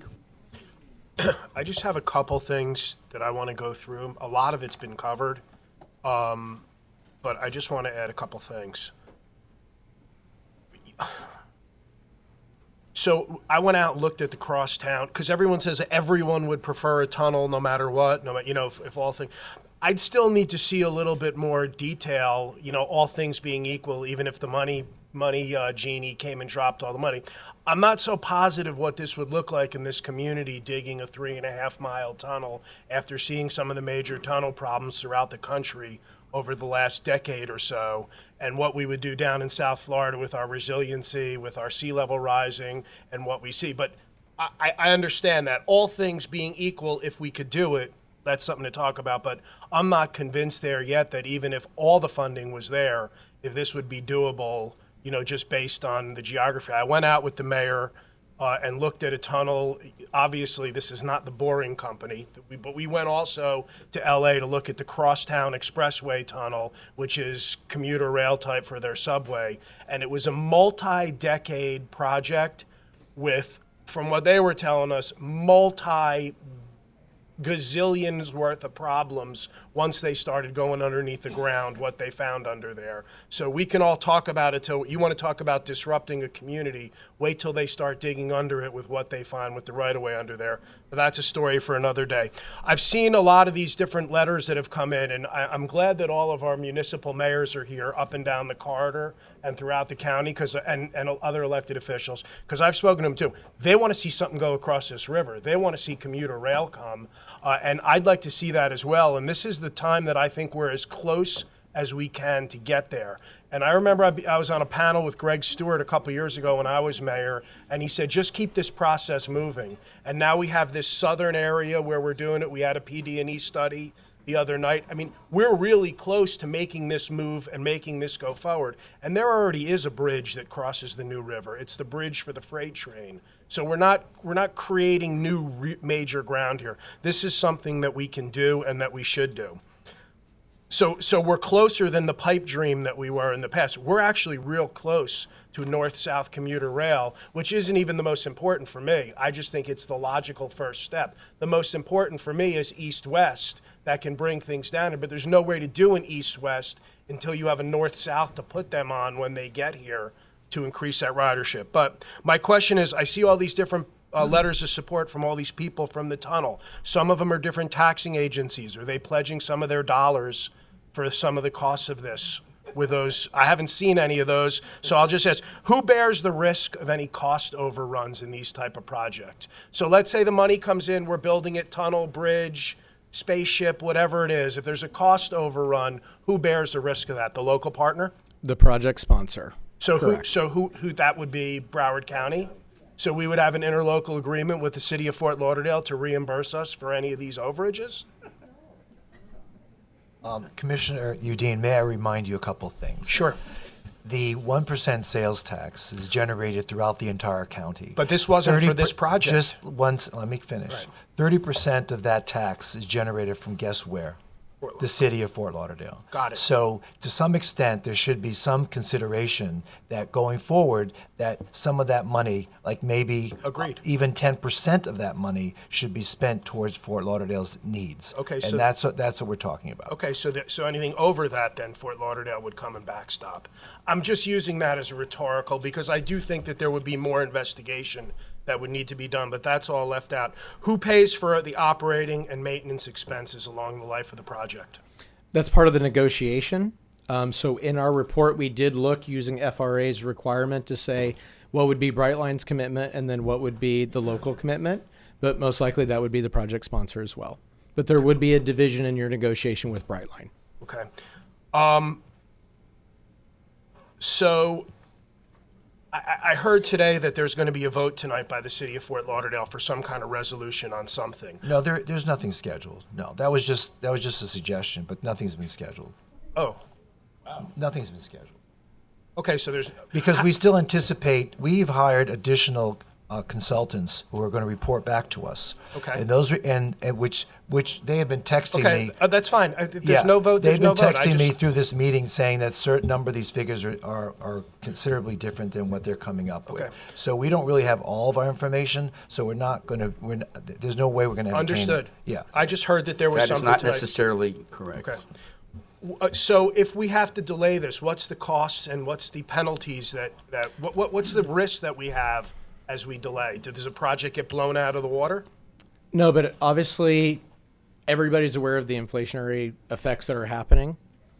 Every time you delay, it costs that much more. Okay.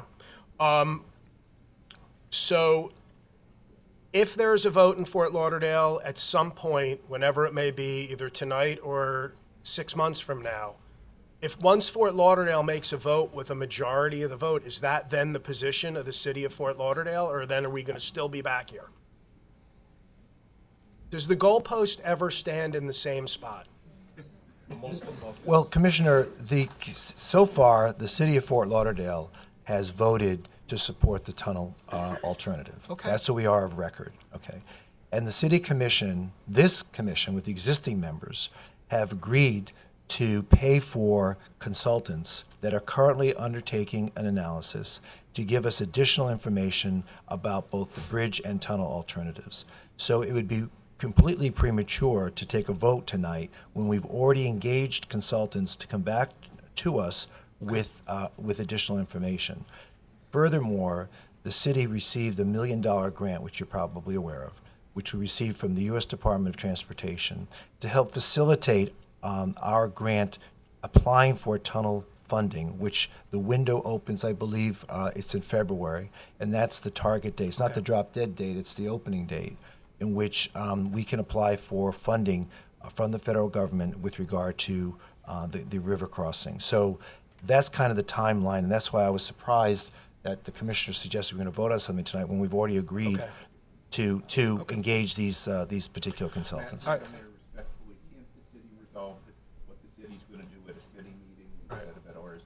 Okay, I mean, those are my questions. I don't think that there's, I thought we were going to try and get to some kind of resolution. Obviously, we're not going to because the county's. You're not on. Listen, the city will have to determine for itself what it wants to do. Thank you, Madam Mayor. They're- Those they're- are my comments. okay, Thank you. Thank you. Commissioner McKenzie. I'll be brief. I thought this was a joint workshop to move the needle. So having said that, I'm going to reserve my presentation or my abundance of comments to when the city makes its decision, whatever that is. But I've been on both sides of the fence at the city.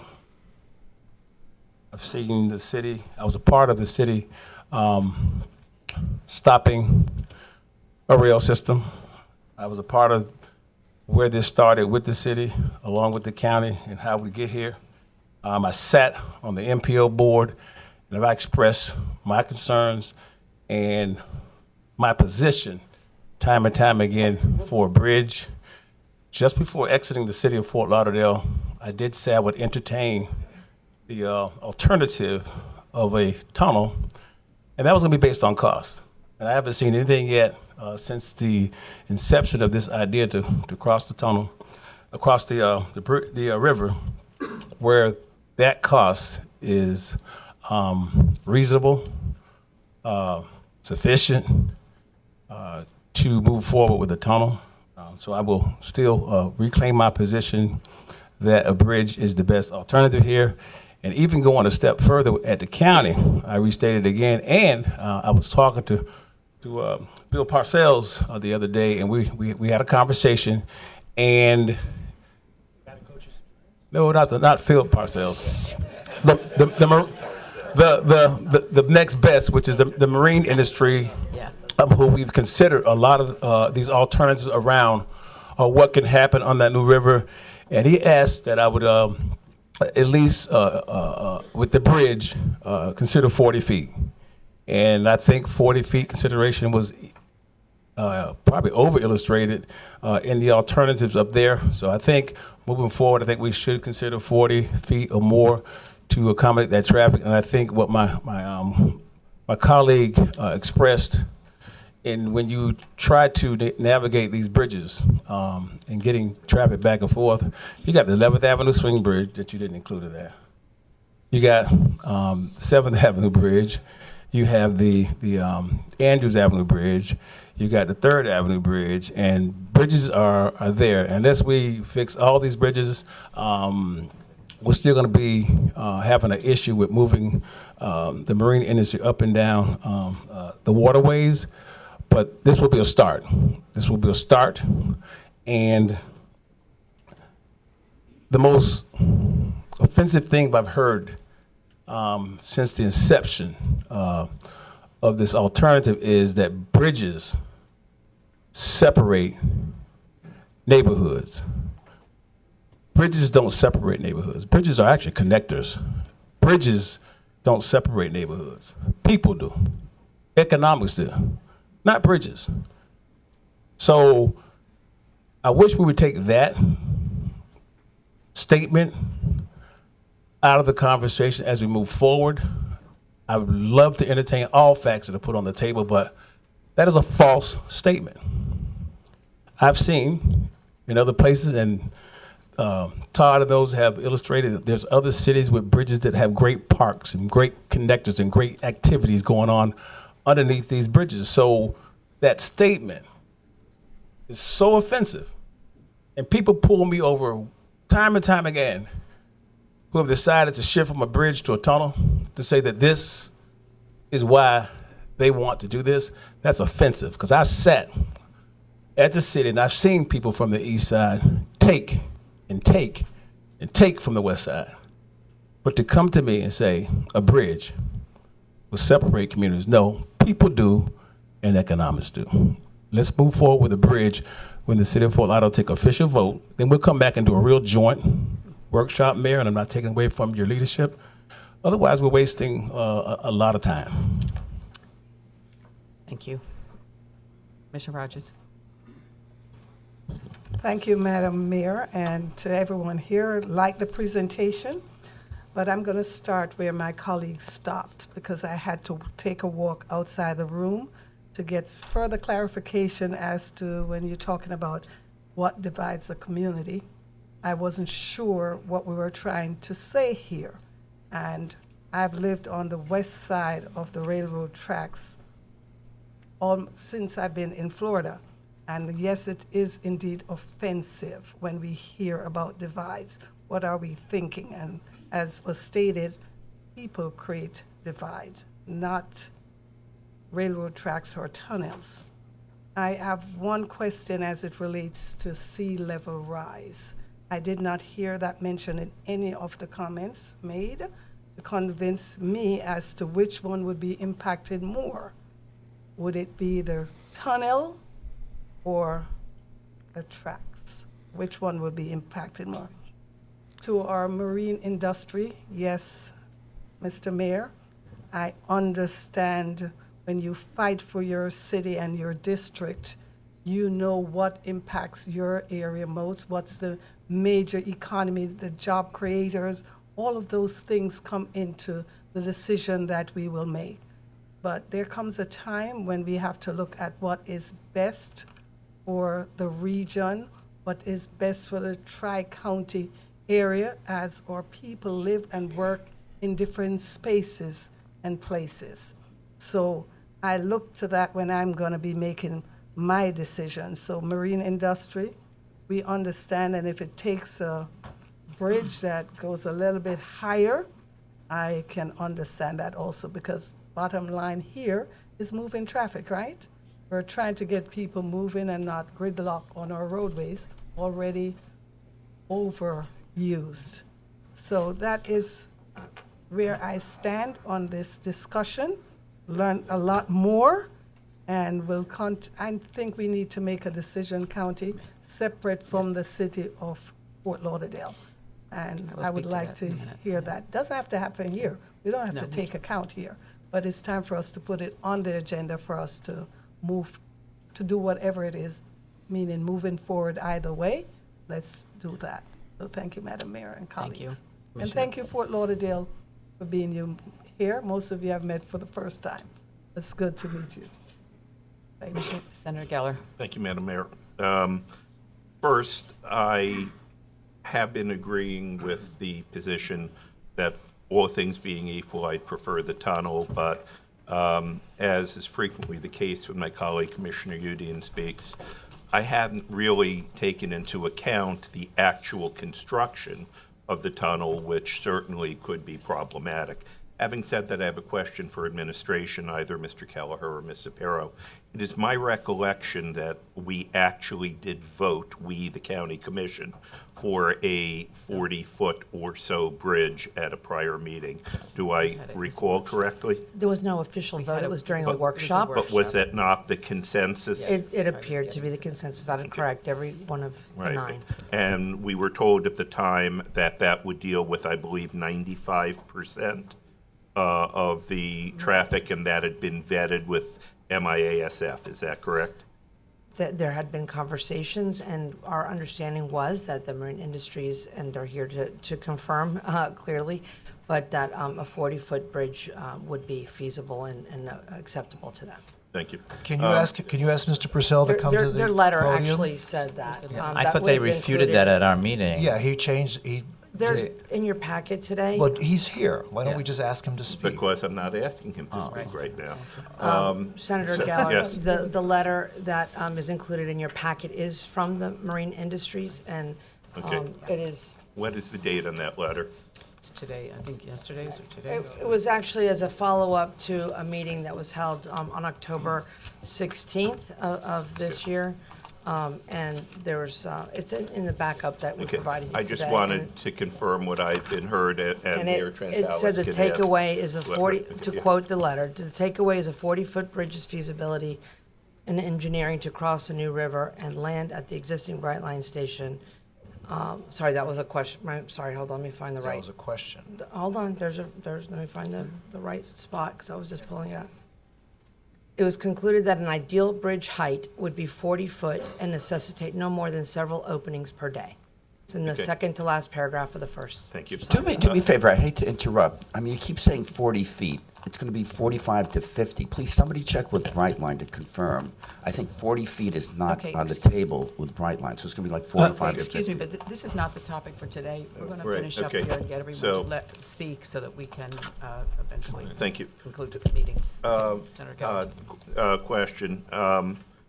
On the costs that we have seen, do these include acquisition of right-of-way? And it is my understanding that we would need probably to acquire right-of-way regardless of whether it's a tunnel or a bridge. I'm just asking, do these numbers include what you believe will be the appropriate right-of-way acquisition for both tunnel and bridge? Correct, because these numbers They do that. include, Thank you. yes. Okay. Yeah. I have a, let's see, get back to that. The 3.3 billion, which does seem a lot in the tunnel, but is that's not calling for the replacement of the entire tunnel. That's calling for the replacement of components, as you mentioned, the air handlers, the smoke, fire suppression, et cetera. Is that correct? That is correct. I just wanted to make sure you Yep, were cyclical not capital. Yep, replacing and the O&M. entire tunnel. Correct. Okay. Next, huge issue for me. What impact, if you can explain either or for both, tunnel, bridge, we're talking about this being so great for north-south.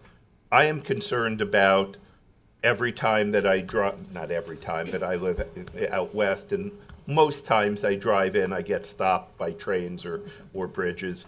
So my question is, can you discuss what impact either tunnel or bridge, both preferably, would have on east-west traffic? Would it block traffic at Broward? Would it block traffic at all of the, how many of the major roadways would traffic be blocked because of additional trains? So as we mentioned before, so the freight tracks would not be going anywhere. So you would still have that conflict that exists there. The tunnel would remove those conflicts for passenger rail. And I don't believe, bridge, Jeff? What's bridge was down to, with the 42, or the 40-foot option that was mentioned, I was at that, right, on the meeting. I believe it was one road. Yeah.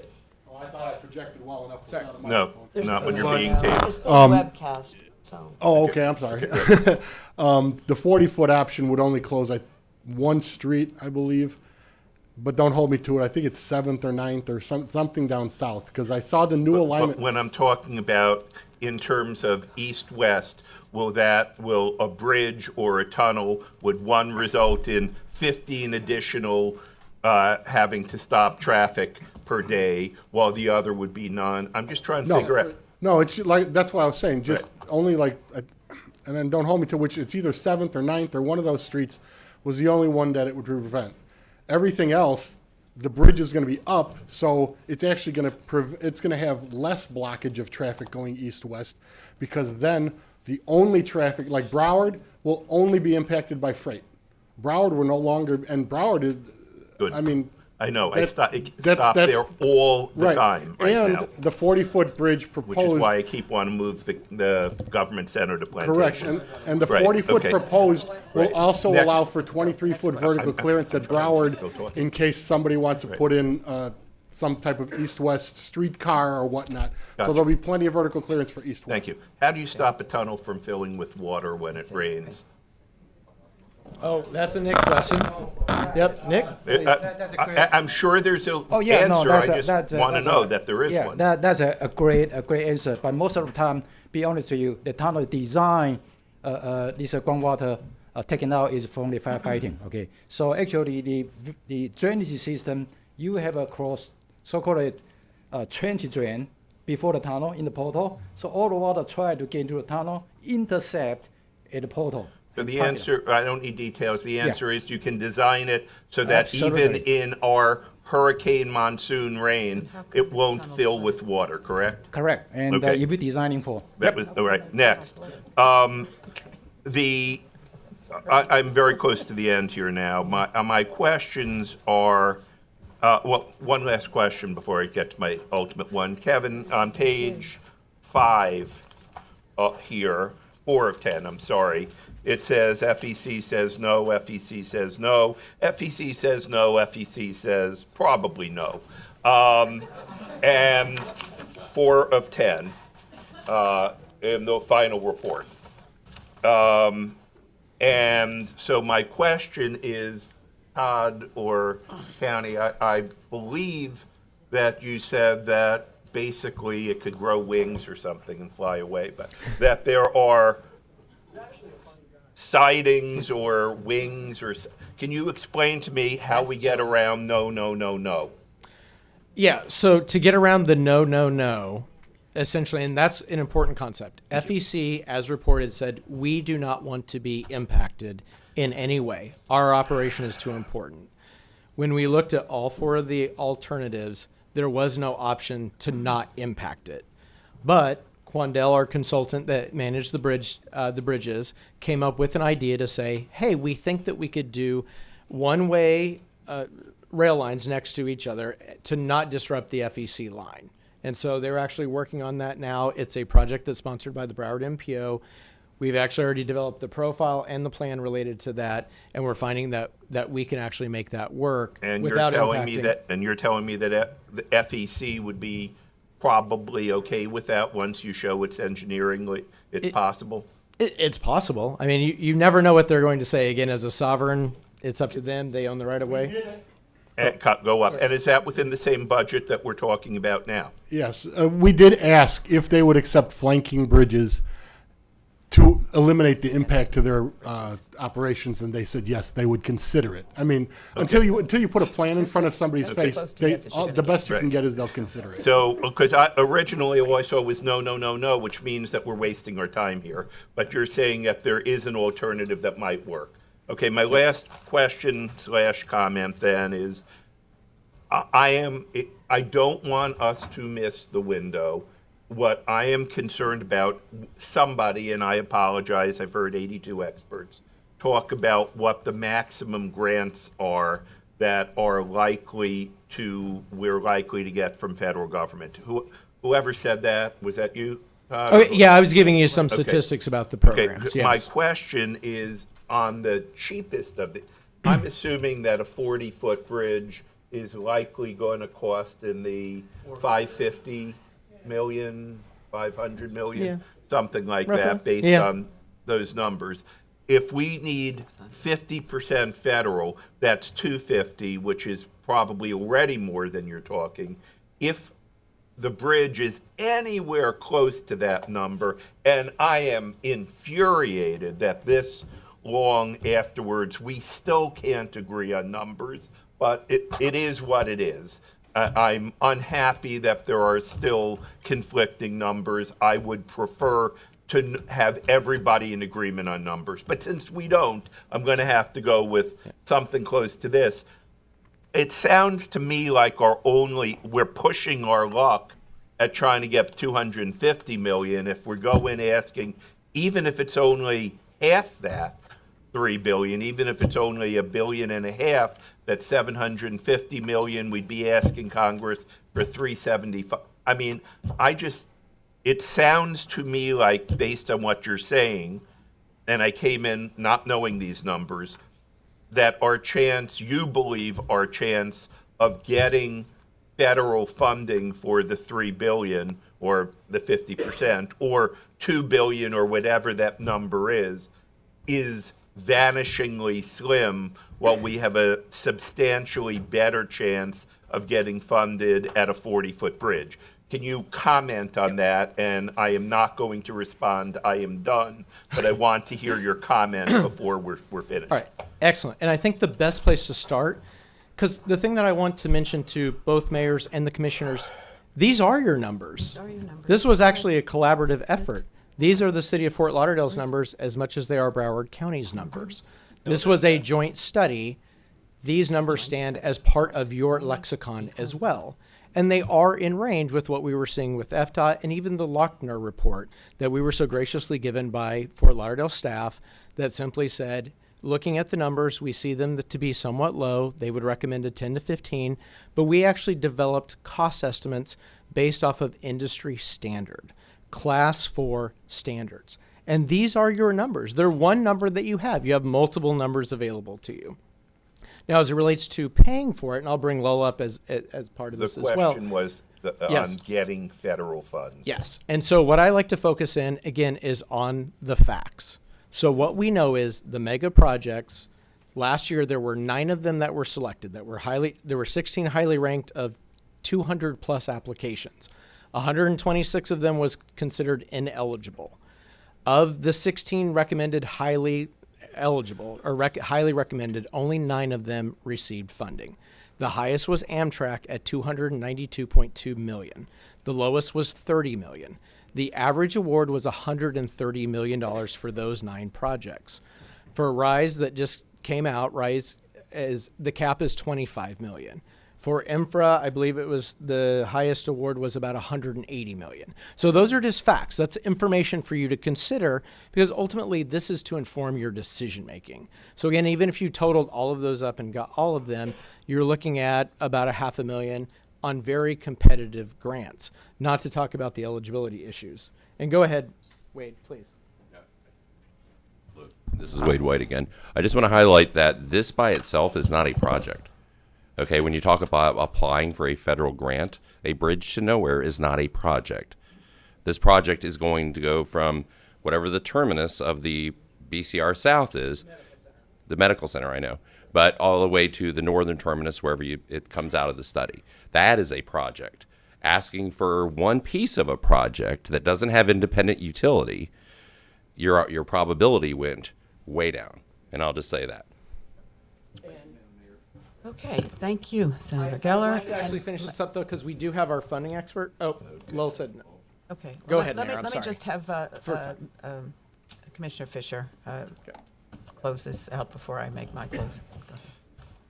Thank you, Mayor, so much, and thank you for the City of Fort Lauderdale. And, you know, I've been privileged to work with the City of Fort Lauderdale over the past year, having multiple meetings together with Mayor Trentalis and the MPO and with the White House group, and trying to come up with a resolution that is satisfactory to both parties.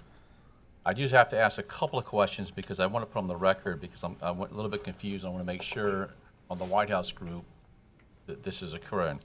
Are there any alternatives viable as a standalone project from a federal perspective? Actually, Lowell, I'd like you to answer that one.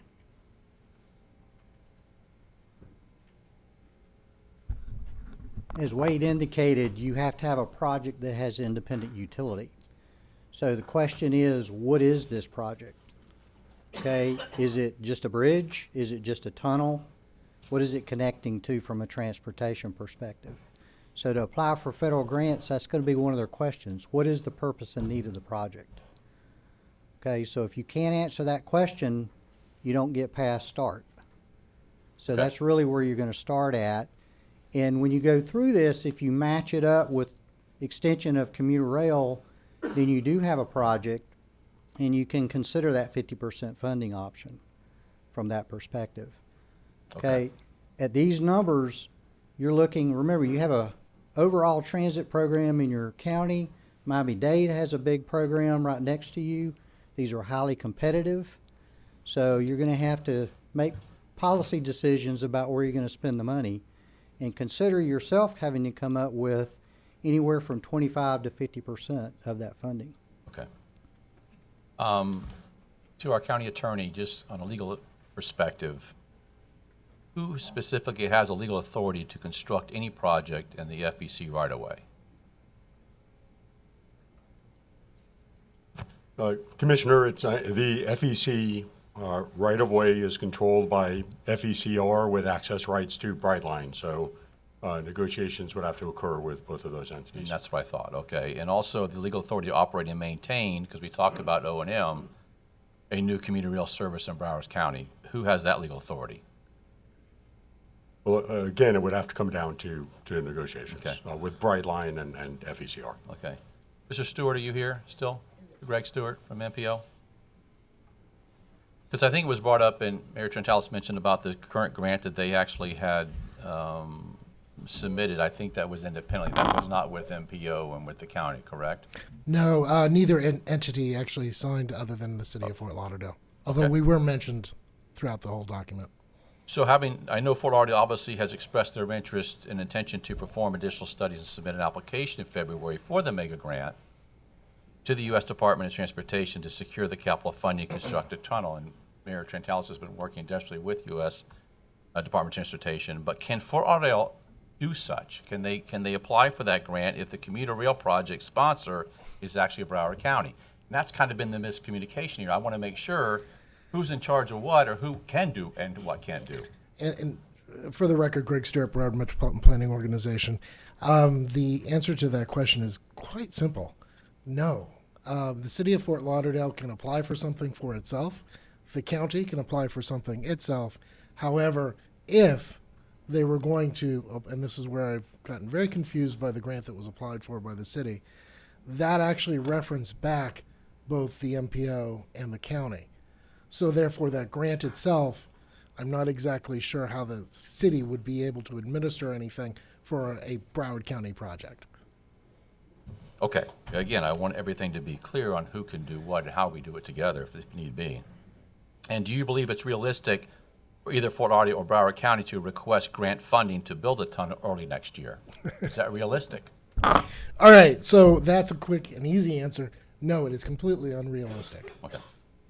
So what I'm getting at is that we have worked so diligently this past year to come up with that resolution, and Mayor Chantalis and I, like I said, both of our teams, along with the MPO, have been, and we came up, we thought was a possible plan. And it was to do first a 20-foot bridge with obviously some cut and covers, because we have to deal with traffic going east and west.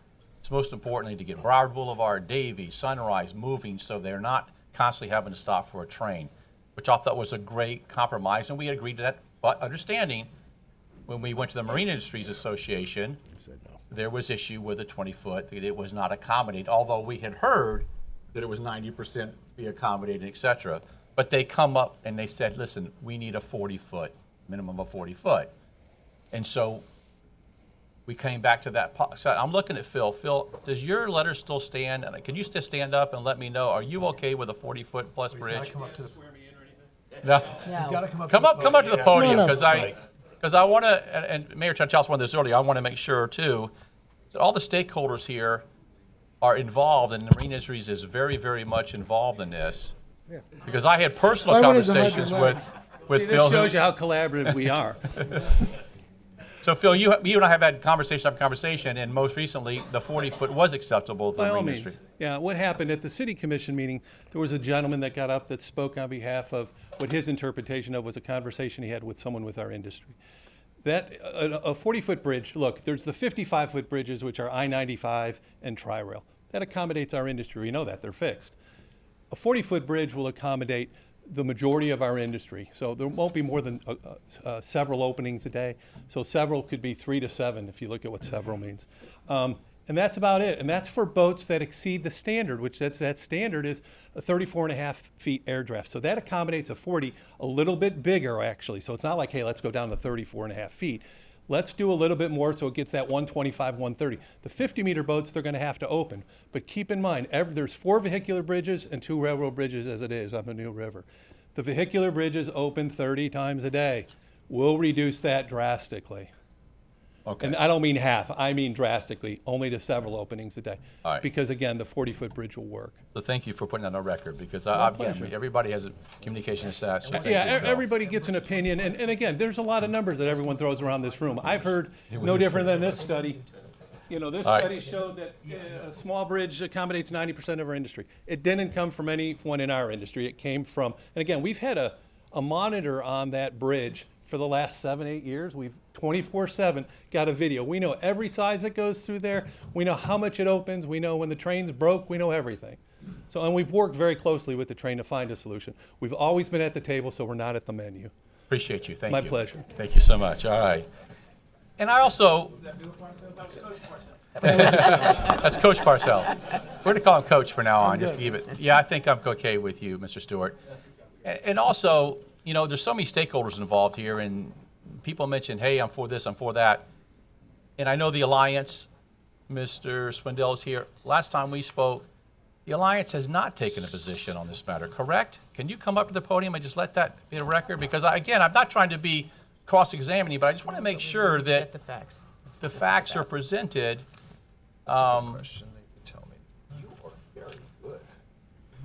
No, Mayor Fisher, thank you for asking that question. I double-checked with my team during this meeting to make sure that a letter had not been produced. We have not taken a position on the tunnel. And I do know that the Mr. Lindblad for the Chamber of Commerce of Florida, they had taken a position back, I think, in 2021. But again, speaking with him within the last 30, 40 days, they had backed off of taking a position at all. Matter of fact, the Chairman, Jack Seiler, was insistent on their board. So I want our stakeholders to get engaged. I want them to be part of us, and we want to hold hands together. But at the same time, I want everybody to understand really where we need to be at the end of the day. And the DDA, I think Jenny left, but the DDA folks, and I think Warren Sturman, you mentioned about that. Dr. Gary, and I can't ever say his last name, Breyer, Dr. Gary Breyer from the. Dr. Mole. I don't know, but anyway, his nickname was Dr. Mole. Dr. Mole. What was interesting when I had a conversation with him, and Kevin, you were on the phone with me, and he had done 1,500 tunnels, et cetera. But two things stood out to me. His very first words out of his mouth, he goes, to build a tunnel in Fort Lauderdale is about as difficult as it gets. I'm thinking, good goodness, I wouldn't have my expert say that right away to start the conversation. But more importantly, then his focus was on really the hole only and not building the entire tunnel. He said you could do a shorter one, but he stopped and said, listen, I'm only talking about the hole itself. Right, Kevin?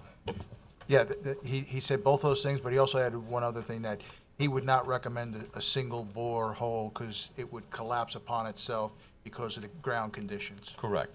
And again, I appreciate the DDA getting involved and trying to get expert. I appreciate the workshop, and the workshop was very clear with me in my last meeting with Steve Hudson and with Russ Clinette. Said, listen, if it doesn't work, it doesn't work. We're going to support what does work because, as Phil and I have always had the philosophy, no is not the solution. We're going to cross this river. We're going to get there sooner or later because I can tell you, ladies and gentlemen, I represent District 4, including Fort Lauderdale and Oakland Park and Pompano Beach, and I used to represent Deerfield, so I still kind of claim them at the end of the day, which has 3 stops. But so I have to make this, obviously, as we can see by the all correspondence that we've had, and Mayor Cooper, thank you for yours as well, you see this is truly a regional plan.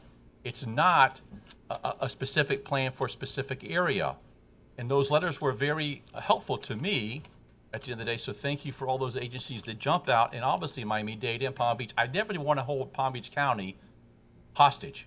I would never want to do that. And if we've got to get over this, and I'll tell you what we promised, this board promised and committed that we would serve our cities north of this river, and I hope and pray that we will continue to have that. Otherwise, I'll be hung, from the neck. And we talk about commitment. We talk about Oakland Park right now. We talk about affordable housing. We talked about that today. Oakland Park is putting where the money where it makes sense. They are right now building right where their station is going to be, affordable housing, their new city hall, and retail. They're doing it. Pompano Beach is planning right now for parking, et cetera, and Deerfield Beach is doing the same thing. So it's imperative that we get there, and we get there as soon as we can. So the overall advantage that we talked about and the obstacles has been multiple consultants. We've heard from multiple consultants, but this is the ones obviously that we both paid for, and I understand that. But at the end of the day, and my frustration, and Mayor Trentalis knows this as well, I've continually heard for the last year, we can do it cheaper, we can build it, and I'm all for the tunnel if we can do it and it makes sense. But it's not making realistic sense at this point with all the experts involved. But I've heard that Fortress will make a commitment, that the cost will, I have looked for this for a year for the things in writing. And that's when the most frustrating things I get about is, that's fine. I'm all for the tunnel, give me the company, tell me how much it's actually going to cost us so we can go forward. I never get it. I never get it from the folks that I meet with. I never get it from the folks that continue to ask for it. And it becomes frustrating on my end because I want to get there so bad. But ladies and gentlemen, time is now. And you heard the word time is of the essence. In the real estate industry, that is very important. Time is of the essence now. Time is now. Time has come. We can no longer afford to wait. We have to make a decision. We have to move this thing forward. Otherwise, 2024, November comes, we have no idea if we're going to get any federal money at all, much less 100 or 200 million, whatever we can hopefully get. So let's be realistic. Let's be regional, and let's make the right decision for Broward County, for Miami-Dade, for Palm Beach, for this entire region, for all municipalities in Broward County. We want to move folks north and south. We want to move them east and west. We can no longer delay. We can no longer delay. And I hear February and so forth. February is a grant, which I just talked about, which we can't even do because we're not a party to that. At the end of the story, let's do this together. But at the end of the day, my understanding is it is a Broward County project. Obviously, we want our partners to get engaged and be involved, but at the end of the day, it is Broward County. We have to make the right decision, this board does, to our constituents and to the entire region that makes it most sensible, most cost-efficient, most fiscal responsible to make this a reality, because it's got to happen, folks. Thank you, Mayor. Thank you. Thank you. Just, I just want to thank our former mayor because he has been passionate about this, to say the least. Yeah. And I think the only time I ever saw him upset was at a commission meeting where we were discussing this. And I will tell you, it shows in the fact that cities all up and down the coast who are within Commissioner Fisher's district and not even within them have sent us letters really saying pretty much what what our people have been saying here today. Time is of the essence. We have got to move. And many of them said, made the choice of saying bridge. And I have to say, Commissioner Herbst, I just met you for the first time today, and but I have such agreement with you on what you said, and I'm not a CPA, but it's to me about the cost, the magnitude of the cost that I see when I look at what's on this screen, and I think about all the needs in our communities, and I think about all the folks up and down the highway that are in different cities that are already building or about to be building. We have affordable housing going up. Hollywood is doing that. Pompano is going to be doing that. It's all up and down this transit-oriented opportunity. So we just need to, I know we talk about, you have another study, but I have to tell you today, one of the reasons why we had this study, why we did it the way we did today, is because this is the only study that we have done together, that we both agreed upon the people, White House, we agreed upon the scope of service, and, we thought that we could all come to consensus. They gave us facts, just as was being said a little earlier, and by the facts, we need to look at the cost effectiveness, the time. When I look at the time, 10.5 years with the tunnel, and I have to tell you, one of my daughters lives in L.A. That thing's been going on there, it's unbelievable. And everywhere you look, I didn't even ask. I mean, Boston and other places where you have these tunnels, and they find all kinds of things once they get started. And I am also and I'm also extremely concerned about climate resilience, and I think this is a big issue for a tunnel as well.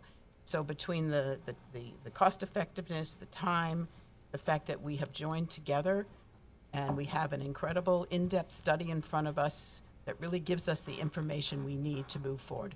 I just want to say one last thing. We do have a consensus among our city commission, our county commission. When we met, it was 9-0. Everyone wanted to move ahead with the bridge, and I feel that at this point, I'm hoping that you all can get to that. I heard 3 people here today say that they would support a bridge. So I don't know. Let's not direct us. No, I'm not directing you. I'm just saying I heard 3 people say that.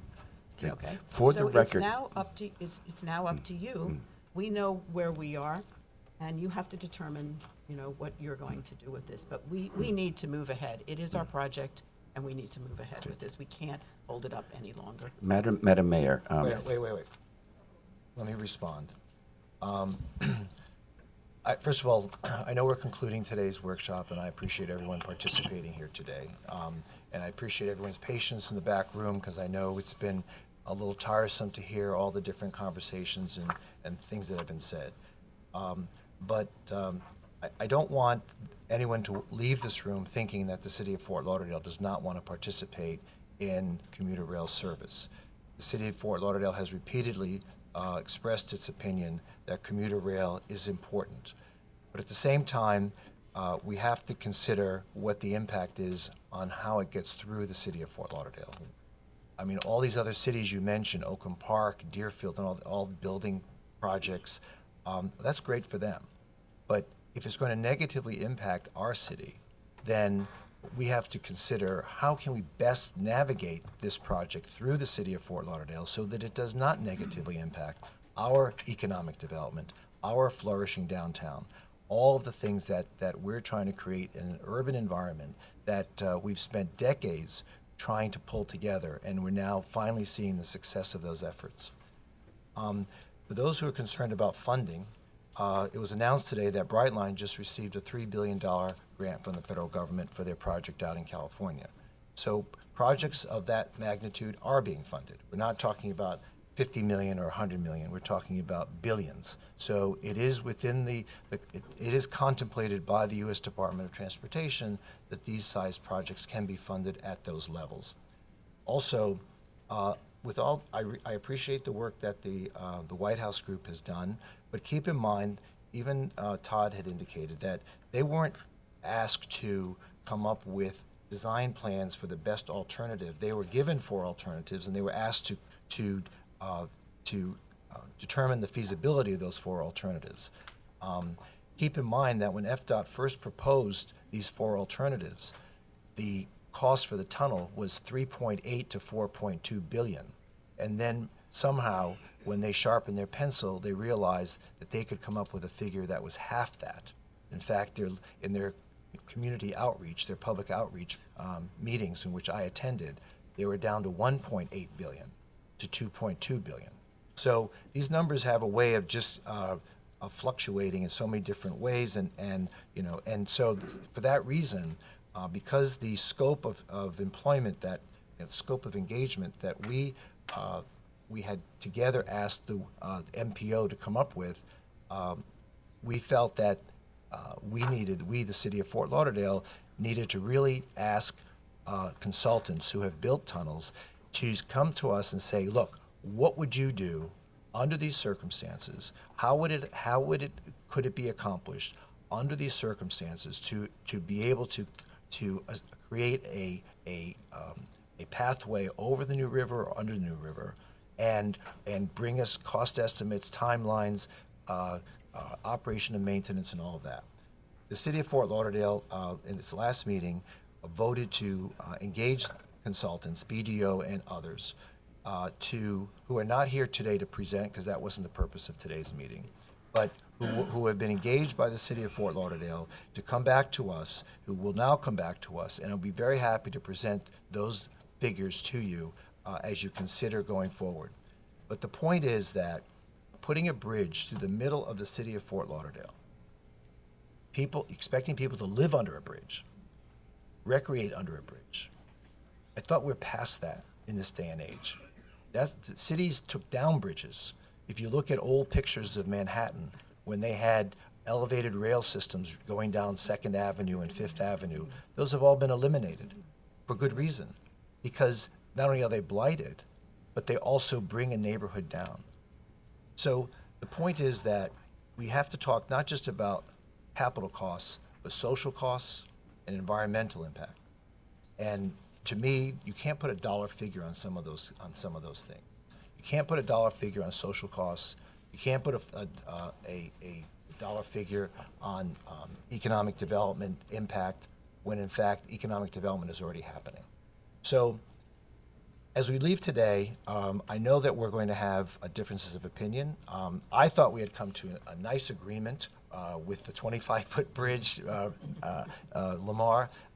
When Monica sat us down and proposed that with the underpasses for the major arteries of Sunrise and Broward, I thought it was a win-win, because even with a bridge, we're still not considering what's going to happen at Sunrise or Davie.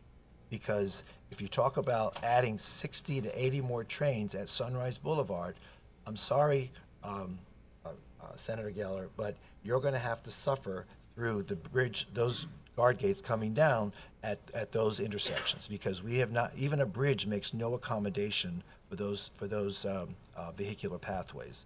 So, this is a very holistic study. We really haven't, addressed those areas of concern that are very important to the city of Fort Lauderdale.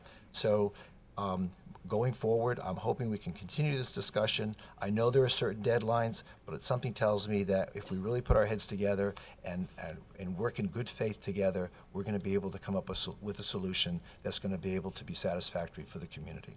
So, thank you. Did you want to say anything else? Oh, yes. Commissioner Udine, you had asked a question. I had said something earlier, and the answer was blatantly erroneous. I'm going to re-say what I said, Mr. City Attorney, Mr. City Manager. Once again, I'm going to repeat myself. I do intend to bring a resolution forward at tonight's meeting regarding this, just to put you on record. Thank you so much. Okay, thank you. Okay. Okay. All right, Guess we're done. thank you all, audience, for being so Thank you. patient and Thank you. listening. And, yeah, meeting's adjourned. Thank you.